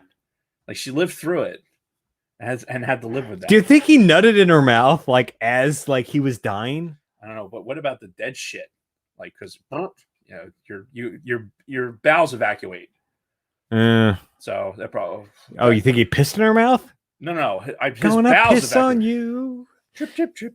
Yes, I do. I piss on you. Anyway, I pee kids, on you. Kids, don't do drugs. Don't drink and drive. I don't know. I think you should do drugs. Like, if you're gonna go out, like, that's the way to go out, man. You know what? Kids do drugs. Like, you should do drugs, and you should go out like that. The views of Jason are not the views of the Sidebar Cantina podcast, and or Dave as the co-host. No, so yeah, it was the that made me, the BJ part made me think of it, because we drove by today and mentioned it and had to tell the story to my daughter. She's like, yeah, why isn't there some sort of marker? Like, well, circumstances being what they were. Anyway, yeah. The ATSW escape pod. Oh wait, used and abused the IndyCar fiasco on PJ1. Their 7 p.m. Eastern show will be discussing 1982 movie Six Pack, starring Kenny Rogers, Diane Lane, and Aaron Gray. Apparently, my kids are listening to this show right now. Catch both shows live on YouTube. Dad said. The ATSW escape pod, the escape pod. Our boys Brady and Don. Indeed, they're the best. They plan to share their all-time favorite hip hop and alternative songs. Like, I saw that I saw on Instagram that they were doing that this week. Right. Like, is that all time? Like, are they stretching from the beginning of fucking time to now? I think so. I think they need to have, like, you got to narrow that fucking shit down, man. The 1812 Overture could be on there. That was probably considered alternative in 1812. Along with their weekly movie news, video games, sports, and whatever rolling around the rumor mill, aka the hot sheets. You can find them live on YouTube at 7 p.m. Eastern on Wednesday, or on your favorite podcasting app. And our buddy Big Swede is still cooking up waffles in his studio. Will it be a cheesy ass Smash Mouth song or something heavier? The only person in this world that thought it was a cheesy ass Smash Mouth song happens to be the person who wrote this. I think we all knew. Apparently, I was the only one that guessed correctly based on Sweet Studios Instagram post. But anyway, yeah. Follow Sweet Studios on Instagram for updates, and on the YouTubes and all of. Fuck. I totally saw that. He's just like chilling on your arm. He's like, "Hey, I'm right here." Fucking mosquito. Indeed. So yes, listen to everybody on the Red 5 Network. Listen to our friends at the Escape Pod, the Used and Abused podcast. Keith Lehman, when he's doing stuff. Yeah. Which hasn't done stuff as much lately. Yeah, he's doing his own thing. Oh, you know what? Keith Lehman. Keith Lehman is a fantasy football champion. Yes. I remember. From 2 years ago. Oh, well, shit. I still can't remember who was the champion from last year. I swear, I think Keith Lehman during the COVID season. I don't know. I remember Keith was in the finals last year, but I don't think he won it. Who? Keith Lehman's the only name that comes to mind. Okay, yeah, no, it's everyone let him know that Dave's thinking about him. All right, are we done? Done? Yes, I have to have put a rebuttal in here. All right. So as Dave is typing in the chat, thank you everybody for listening. Next week we are talking about The Last Jedi. Masters of the Universe Revelations. Same thing, depending on who you ask. So yeah, next week, Masters of the Universe Revelations. I'm sure there's nothing controversial whatsoever about next week's episode. I'm sure you're not going to hear any Jason rants whatsoever about anything. I'm sure it's just going to be peaches and gravy. Yeah. Peaches and cream. We're just going to be gushing over Kevin Smith and his new show. And I'm sure there's not going to be any political ramifications or anything else going on with Masters of the Universe Revelations. That being said, how many episodes are we doing? Well, 5 have been released. I can't watch 5 episodes. Well, you watch as many as you want. I'll watch as many as I can stomach. Okay. And we'll talk about it next week. Because so at least one episode. We do what we do here on the show. We do it live. We do it live. Yeah. Speaking of doing it live, follow us on Instagram. Did you mention that? I think we've said that once or twice. At the Sidebar Cantina. Yeah. Do it. And you will do it. All right. Masters of the Universe next week. Hold on, let me look at my schedule for future episodes. I have them written down somewhere. Do you? I did. You went through a lot of pages there. Fuck. I have them written down somewhere. So Masters next week, and then I don't fucking remember. Something in 2 weeks. Fucking fuck. Luna Girl, help us out. God, I had them written down somewhere. All right, whatever. Because we pushed Chappelle's show. Right. That's not for another month or so. It was a music one. I don't know. It doesn't matter. We're doing He-Man next week. Tune in. Live. Are we doing He-Man or are we doing Teela and the Masters of the Universe? I don't know. We'll find out. We'll find out next week. So thank you, Dave. Thank you, everybody else who's still following us, listening to the audio or listening in the live chat. And you know what? To everybody and Dave, you go fuck yourself.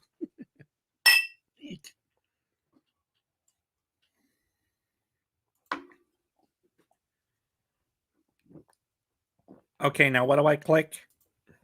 I was trying to do something else and it wasn't coming out. Different voice? Yeah. Air. Oh, yeah. Hit it. Oh, I'm so hot. What was the one guy from fuck? He did the SNL sketch where he was like in the fucking Christmas sweater. He's like, "Oh, I'm so hot." Oh, who was that guy? That actor? I don't know. You think about that. All right. Somebody in the chat, help me out.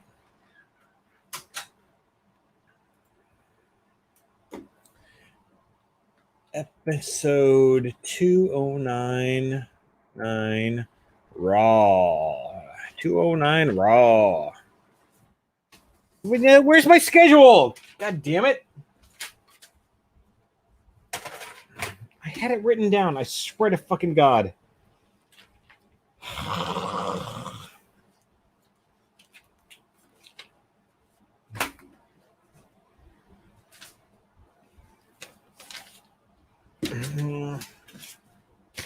This is blank. I can't find it. I had it written down and I can't find it. So that's probably right next to that I gotta pee that you allegedly was stolen. Well, it was stolen, but I eventually found it. So make sure you get the audio right this time. As opposed to Dane Cook. I think you shot Dane Cook. Thank you. Yeah, he was the guy in the sweater, the SNL sketch where he's like, "Oh, it's so hot." Where he's in the fucking hot Christmas sweater. Fuck, that was me today in that suit, fucking. And we might be button heads with Luna Girl next week when we talk about Masters of the Universe. Pretty sure there's. Hello. Oh, what do we got? Oh, dear. What is this? All right. Dessert is here. I'm calling them Snickers bars because they taste like Snickers. Okay. Oh, wait. Hold on. Is it here? Did someone steal your paper again? Yes. Somebody stole my paper. And threw it down on the floor right next to you. He has been the victim of a crime. Yes. People keep hiding things from me. I don't know why. Okay, it's not there. Things get more hidden the more you drink, too. It's amazing how it works. Weird, yeah. All right, what are we looking at? Because his defenses are down. Exactly. People are taking advantage. Yeah, that's They take advantage of me. Of the vulnerable. Yes. Ah. and weak. Lunar Girl, What'd she say? Stand By Me. Is that in 2 weeks from now? Mm-hmm. Okay. And Never seen that. you have never seen that. So we're going to get Kristen's Never honest seen reactions to every Stand. movie you've ever mentioned tonight. I've never seen. You saw Terminator 2. Well, other than that, I've never seen. I don't know all those Christian Slater movies. Well, Broken Arrow. You loved Christian Slater. How I love dare it. you? Yes, he was great in Cuffs. Cuffs. That's what I know him from. And that movie where they do the radio station. Pump up the volume.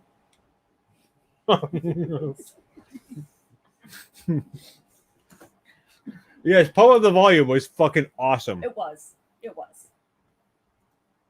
I just can't believe he hasn't done anything since 1996. That's sad. Called it. I feel like You did. that's not right, but Well, he did. looked it Like I up. said, he did an HP commercial. he's on Archer as himself, pretty much as himself. Huh. Yeah, that's fucking crazy. Yeah. So, fantasy football. When do you guys want to draft? not on a Sunday. Well, so Well, if we draft on Sunday, we do a show Monday. they changed the preseason, right? It's only 2 games preseason this year. According to Yahoo, the first game is September 9th.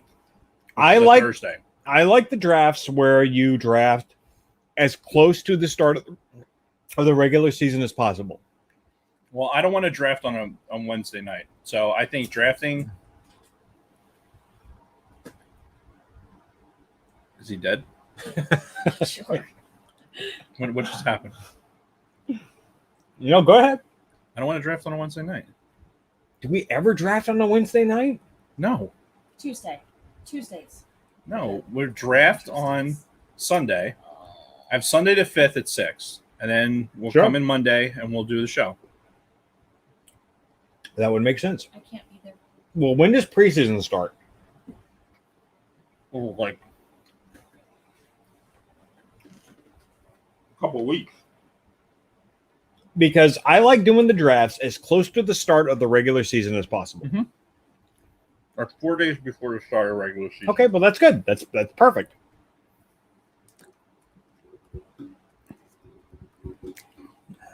The only thing we got to figure out.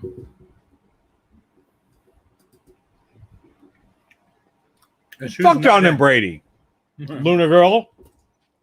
Where do your loyalties lie? Do your loyalties lie with Don and Brady, or do they lie with the people who have brought you onto the team, who have made you part of the Sidebar Cantina podcast? That's what I want to know. Speaking of, we need to ask her about that idea I have. The idea. Have her work this or that. Like come on the show to do it. This was a discussion point. Yeah. Joe's not on board. What? Joe's not on board. Job? I'm still Joe trying to Mama. figure out what Dave is talking about. So, all right, let me see if I open. Hold on. Don't give me that surprise face, Kelly. You got to make a choice. Do your loyalties lie with Don and Brady, or do they lie with me and Dave? You have to choose. I've gone without so many meals and clean clothes. Her loyalties lie with you guys. Thank See, you, Chris is with us. Thank you, Dragon Buddy. Yeah. Thank you, Dragon Buddy. He's with us. So, I mean, All right, so here's the teams. Let's go through it. I Heart Diet Coke, that's me, obviously. Suck My Metachlorians, it's Brady. Legacy of Bane, that's some schmuck. Detroit Death Stars. probably the guy that won, right? I don't He think came in so. last. Something like that. Last or first or Keith's Atco Adat. yep. He's the one who keeps winning, right?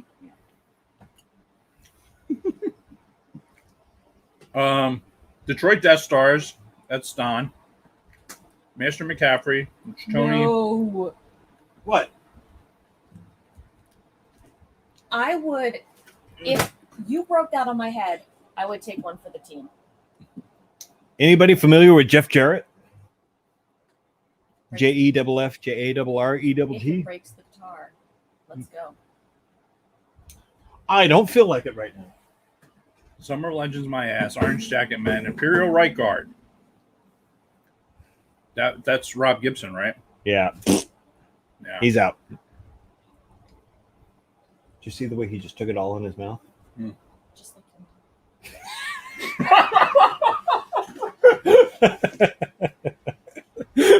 Christian, you have to speak up for the microphone. sorry.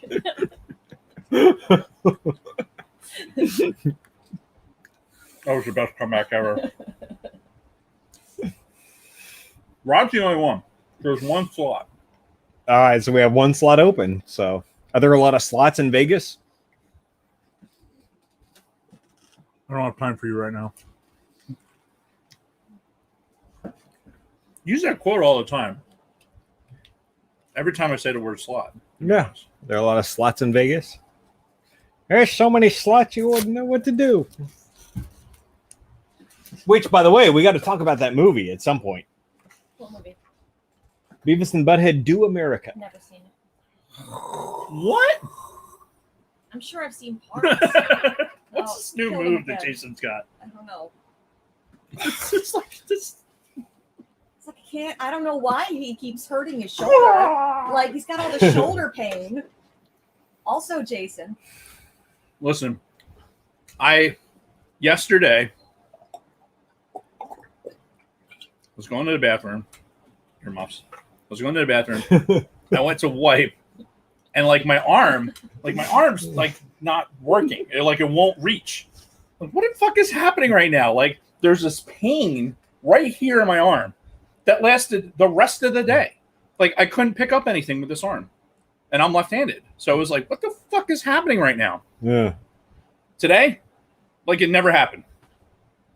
Weird. Like it never fucking happened. This is my life. Yeah. Like that intense. This amount is of pain, 45. intense amount of pain that I literally it hobbled me Mm-hmm. for the rest of the day. Woke up, like it not even happened. Fucking weird. Yeah, and I smashed the shit out of my fucking toe. Probably broke it. Right last night, it hurt instantaneously, but after that, it's just been like I have a club foot right now. I don't feel that at all, but I'll get random fucking some right there. You know what? Did I get the fucking COVID shot there? No, that was this arm. I don't know. Jason, where did I get the COVID shot? Why don't you know this, Jason? Why don't you know this about me? How would I know this? You need to clean up after yourself after earlier. Sticking your thumb in the hole? Is that what we're talking about? The back that also. pressure? Oh, more about the intense wiping you were doing. Oh, yeah. All right, so yeah, unless somebody else is going to drop out, which I hope not. Although Tony Ferrari, we haven't heard from him in a while. Yeah. But there's one slot open. So if you're listening right now, Ivo, or I think there's at least 2 or 3 people that have showed interest. Yeah. So we're gonna have to figure out. We'll have to do a lottery. We'll do like Rochambeau. I don't know how you. nuts. I don't know how you would do that over the internet. But Yeah, we'll figure it out. Chris, Ivo, and Joe from Instagram all want a spot this year. Okay. All right, we got to figure out what's gonna. Or what challenges we will throw down. Yeah. I mean, I guess technically we could just up the number of people. Listen, you're the one that's like, no, we can't have too many people. Oh, no. Well, it does suck. I mean, I hate having leagues where you have more than 12 people, but If you increase the number, it's going to be that way forever. Like it won't just be 1 year because you're not going to get 2 people to drop out. So it's a forever change. we'll talk about it. But at the same time, I don't want to exclude anybody. Are you But giving up your spot to somebody? Is that fuck what you're no. The champ is going to give up his spot? I don't fucking think so. Well, we haven't talked to Keith. We don't know if he's going to give. We're going to keep the bit going as long as I possibly can. Yeah, I don't know. Well, at least one. So those 3 guys, if they're the names, I trust Lunar Girl. Although, Dragon Buddy's literally in bed with Lunar Girl, so I like his chances. Yeah, like if it was up to her, favoritism. then he's got a pretty good shot. I don't know. Is that for sure? I mean, I think we should leave it up to her, and then that's less stress on us. She's got to be the one to deal with it. I'm not doing that to her. I'm not leaving that decision. I'd totally kick that can over. So I'm the commissioner. Well, I won't let that happen, Luna Girl. Whatever. I can't eat it right now. I want to really bad. We're really good. How many have you had? 2. Okay. Which means I've only had 1. There's tons in the house. God damn it. I'll get more. Luna Girl. Thanks, Dave. Yeah, the other thing I was going to bring up that whole. I know you don't care college football, the Big 12 thing, like the shenanigans with conferences. Well, yeah, that's the thing. Like, are you allowed to just come and go and do a fucking conference as you want? Well, so the University of Texas, one of the Texas assemblymen or whatever, has actually put something in where they're trying to use some law to keep Texas from leaving a conference. Okay. And I don't know what the deal is. I mean, but again, why are they trying to leave the conference? Well, because they want to go to the SEC where all the money is. Like that's the thing. It's the search for more money, right? So all these conferences, like big names, like getting into that conference means you're going to get on their schedule. So if you're playing in the SEC, you're going to have more opportunities to play teams like Alabama, Florida, perennial teams that are competitive for the championship. You win against those teams, then you're going to have an even better chance of making it to the bowl games. Okay. So it's lucrative. I mean, that's one of the things, like the Big Ten is fucking 12 teams right now because of people, glomming onto it. The Maryland and the Rutgers, which I would have gladly just as well keep to fucking another conference, but sure. It is what it is. But yeah, it's big money. There's championships at stake. It's scheduling. It's more ad revenue. It's everything. My thing is, now that I think Nick Saban was saying that the quarterback at Alabama right now is going to make 7 figures because in college football you can. They made that rule change. Yeah, NCAA, not just football. NCAA now they can fucking make money on their likeness. Yeah. So obviously, it's a game changer for recruiting and everything else. Because if you're looking at being recruited as a 4 or 5, 4-star or better, then you're looking at teams like, okay, I need to know that my name is going to be in lights in prime time so that I can start getting that sponsor money before the NFL. Because then if you fucking blow out your ACL, at least you made some money, playing football. I think we've had this conversation a long time ago, probably offline, but the idea of compensating college football players, I've been on the border of I don't want them to, and it's tough. It's a real slippery slope, because I mean, at the end of the day, they have that potential to make all this money, and it's.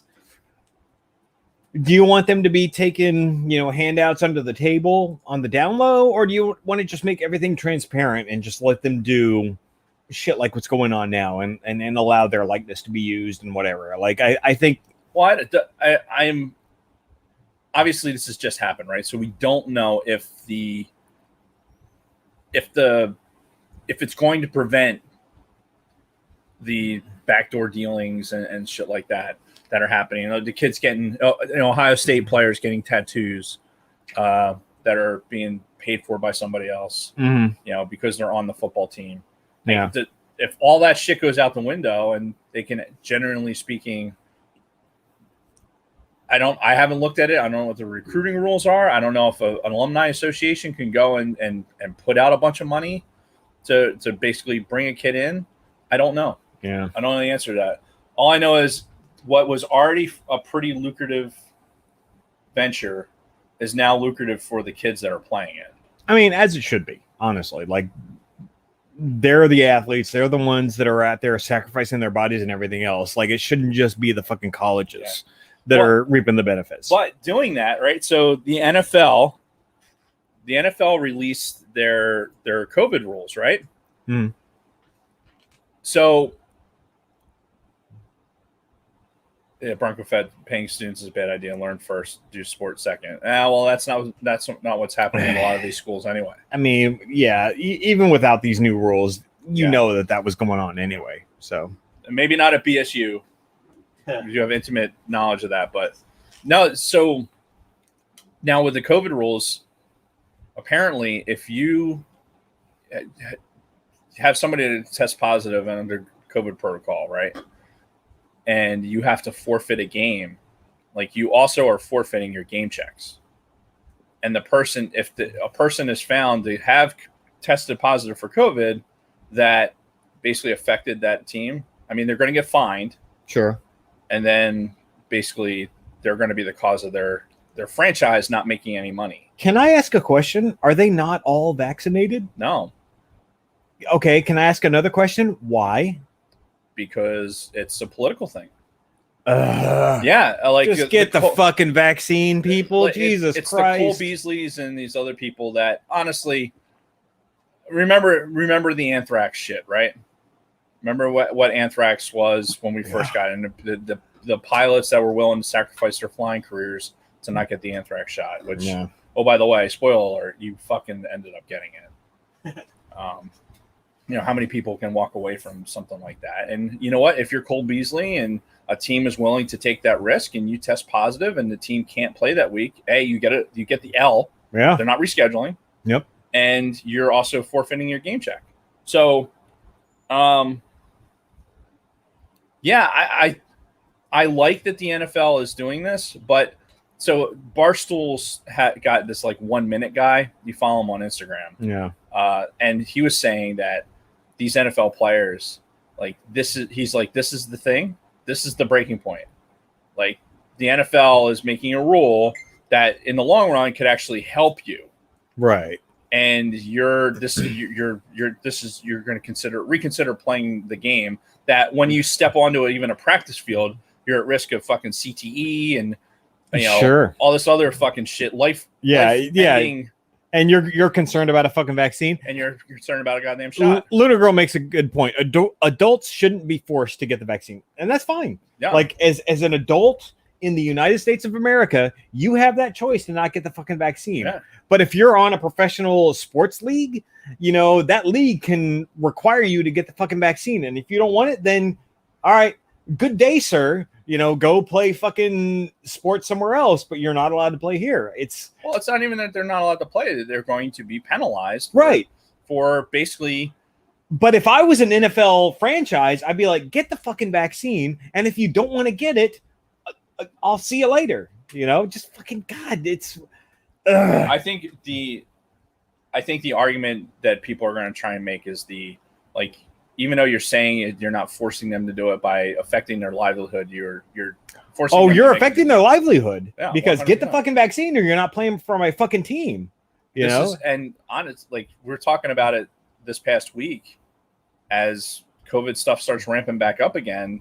It's going to be a thing. Now, Frank Reich tested positive, so he's not the coach of the Colts. Okay, I was going to say Frank Reich hasn't played in a long time. I forgot he was the coach. Yeah, so he's Carson Wentz's coach. Yeah. So I think. Oh, that's where Wentz ended up going. Was the Colts? Indy. Yeah. No shit. Yeah, he's back with this guy. Look, spoiler alert. Fucking for fantasy purposes, Wentz back with fucking Frank Reich. Money. Cash money. Is he going to be the starter? Yeah, oh yeah. Okay. They had Phillip Rivers starting last season. Cry me a river. There's a lot. You know what's funny? There's a lot of people that really don't like Phillip Rivers. I mean, he was all right, but show me a reason to believe in you. That's my thoughts on Phillip Rivers. Give me a reason to Oh, he never closed the deal. Yeah. All right, I gotta piss. Isaac Sipe is late, but he made it. No. God, we've been on for 3 hours. Jesus Christ. What are we doing?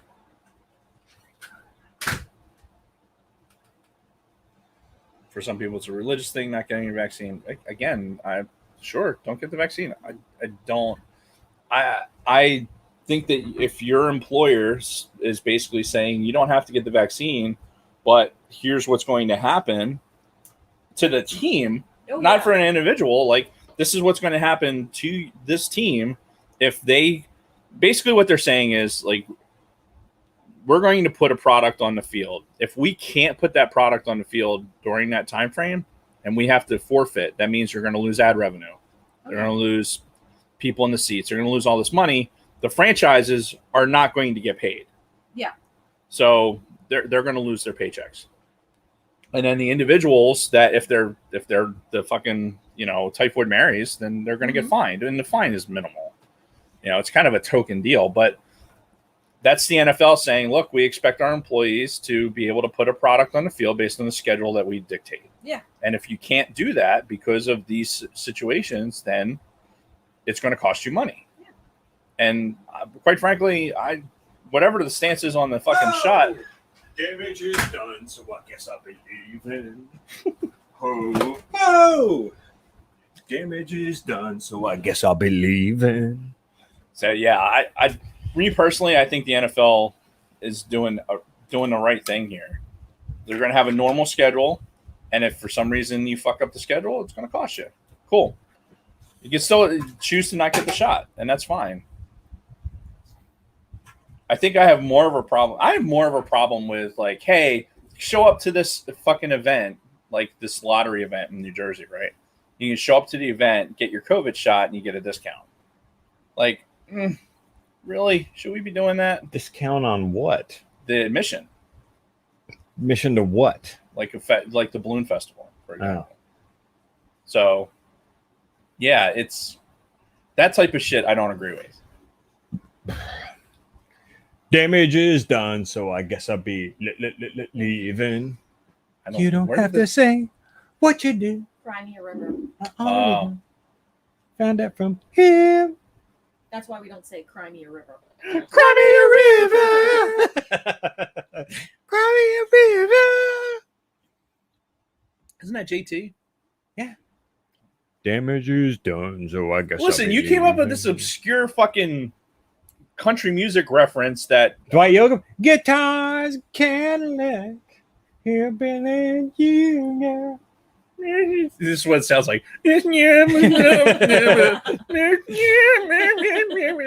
Whatever. Somebody gave me props in the chat. I think that was Dragon Buddy. Thank you. So for getting he gave you props for the obscure reference, not necessarily for knowing that much about it. Again, early 90s, Bakersfield, California, we had a country music scene. So apparently, yes. So I knew what was up. Yes, you did. Invite friends and fill your league. What? No, I want to make sure that the fucking emails are like everyone. If you're in the league, check your email that we use for fantasy so you can make sure you get reconnected. Because from when I look at it, it looks like everyone's joined via Renew, and I highly doubt that's the case. We just got an email like this evening about it. Yeah. I haven't looked at it. And that's probably because I for the first time clicked. What? No, him. Excuse me. Oh, Yahoo Fantasy. Look at that. Your commish changed the commish. Come on, really? I didn't fucking type that. Gay. Dad, I cannot find any article saying that goalie was having sexual activities before his death. Wait, what? No, Kate, in response to the story, I don't know, maybe she's listening to the podcast. All I heard was sexual activity. Well, the Pelly Lindbergh thing. I have to find it. What are you talking about? English, motherfucker, do you speak it? Pelly Lindbergh.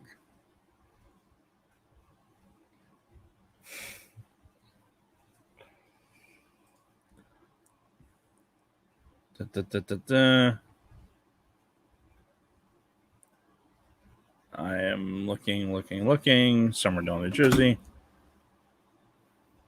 There was 2 passengers. in the front seat. Are we still talking about vaccines? No, I was talking about Polly Lindbergh. Okay. I'm talking about what Bronco Fett's saying in the chat. I'm looking at. I mean, if somebody is religiously against the COVID vaccine, but not religiously against, I don't know, polio and Maybe they chicken are. pox and all of that, I don't know.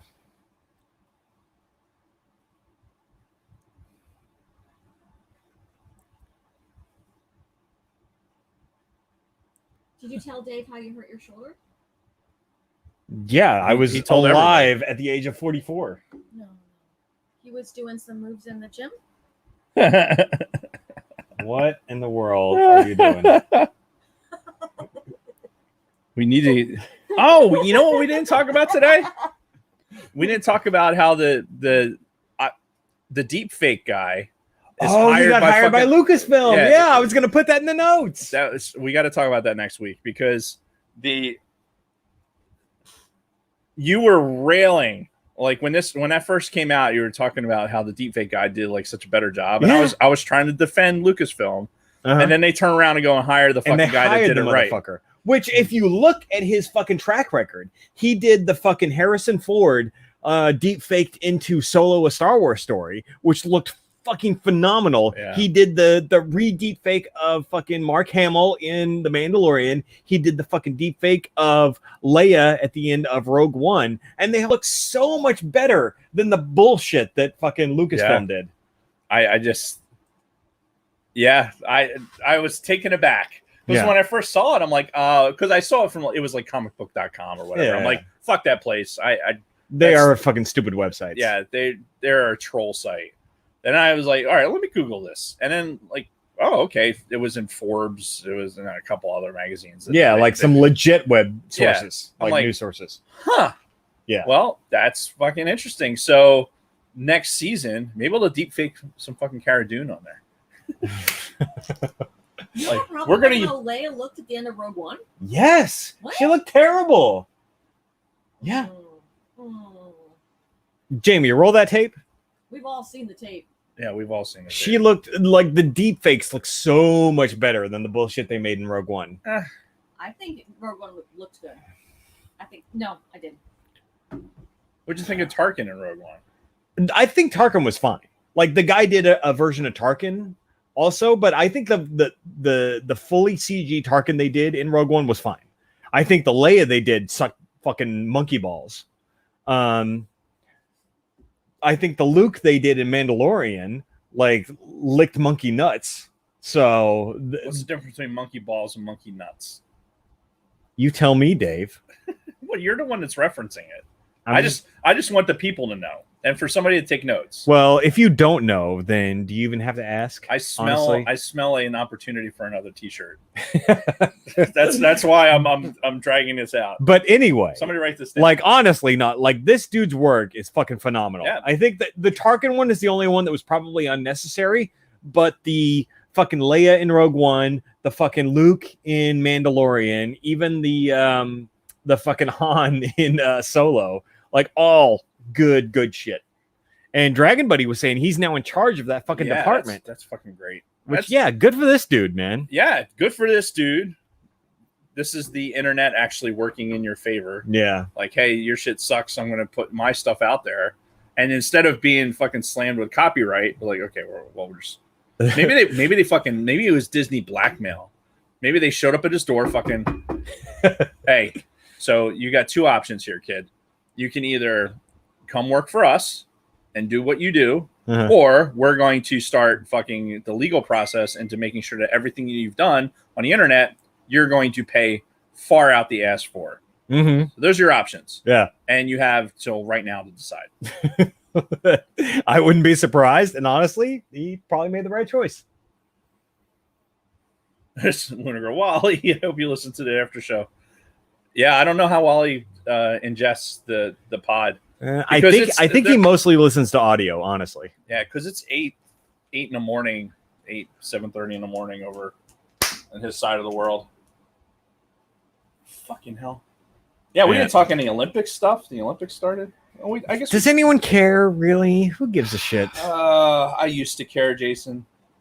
The swimming, I was all about the swimming, but I don't, because it's on NBC and it's either on primetime, like because it's on the other side of the world.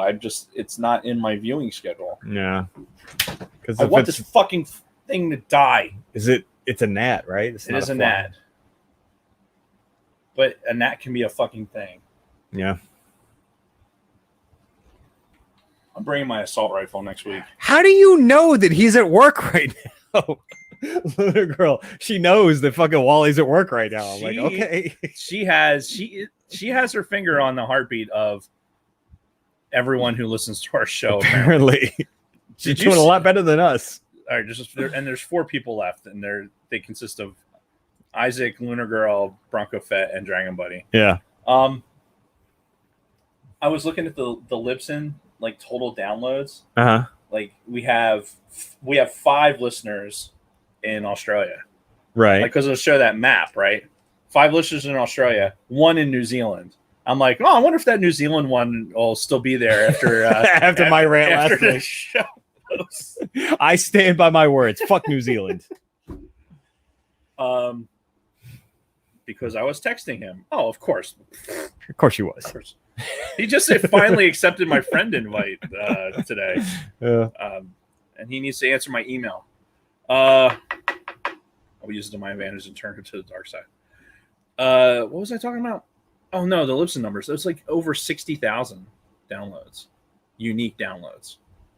Oh yeah. And that's just since we went back to them. Right. You remember we were with Libsyn for a long time in the beginning. Right. Then we went over to that fucking free service, which ended up being not that great. And then we went back to Libsyn. So like lifetime downloads, we're looking at probably a couple 100,000. Like lifetime unique downloads for the Dave and Jason show. It's fucking insanity. Yeah. The nighttime is the right time. Yes, it is. Right. So we've been going for 3 hours and 20 minutes. I guess need to pack it in. Dave wants to go home. I have to be up early for the fucking roofers because they're going to be there at 7 a.m. We don't need no water. Let the motherfucker burn. Yeah, they're going to burn. Over the people that we did, right? No, we went with a local guy who people vouched for. So it's all good. It's going to be great. I'm sure it will be. 7 a.m. Anyway, gonna make it rain. Make it rain up in this hizzy. Yeah. Yeah. All right. Not a good day to be a roofer tomorrow, though. It's gonna be like in the mid 90s. Oh yeah. Fucking yeah, just awful. All right. He's gonna start. Well, Bronco Fett says the school's purpose is to teach people sports is a very secondary thing that good is only secondary. Okay. All right. Well, good night, everybody who's still watching and listening. We love you guys. You are the best. And we'll see you next week on Sunday. We'll see. Sunday or Monday? I don't know. We'll see. We'll figure out by tomorrow. What's today? Today's Monday? Yes, it is Monday. Dude, we'll figure it out. See ya. All right. Bye, guys. All right. I'm ending the broadcast. I figured as much because you said bye.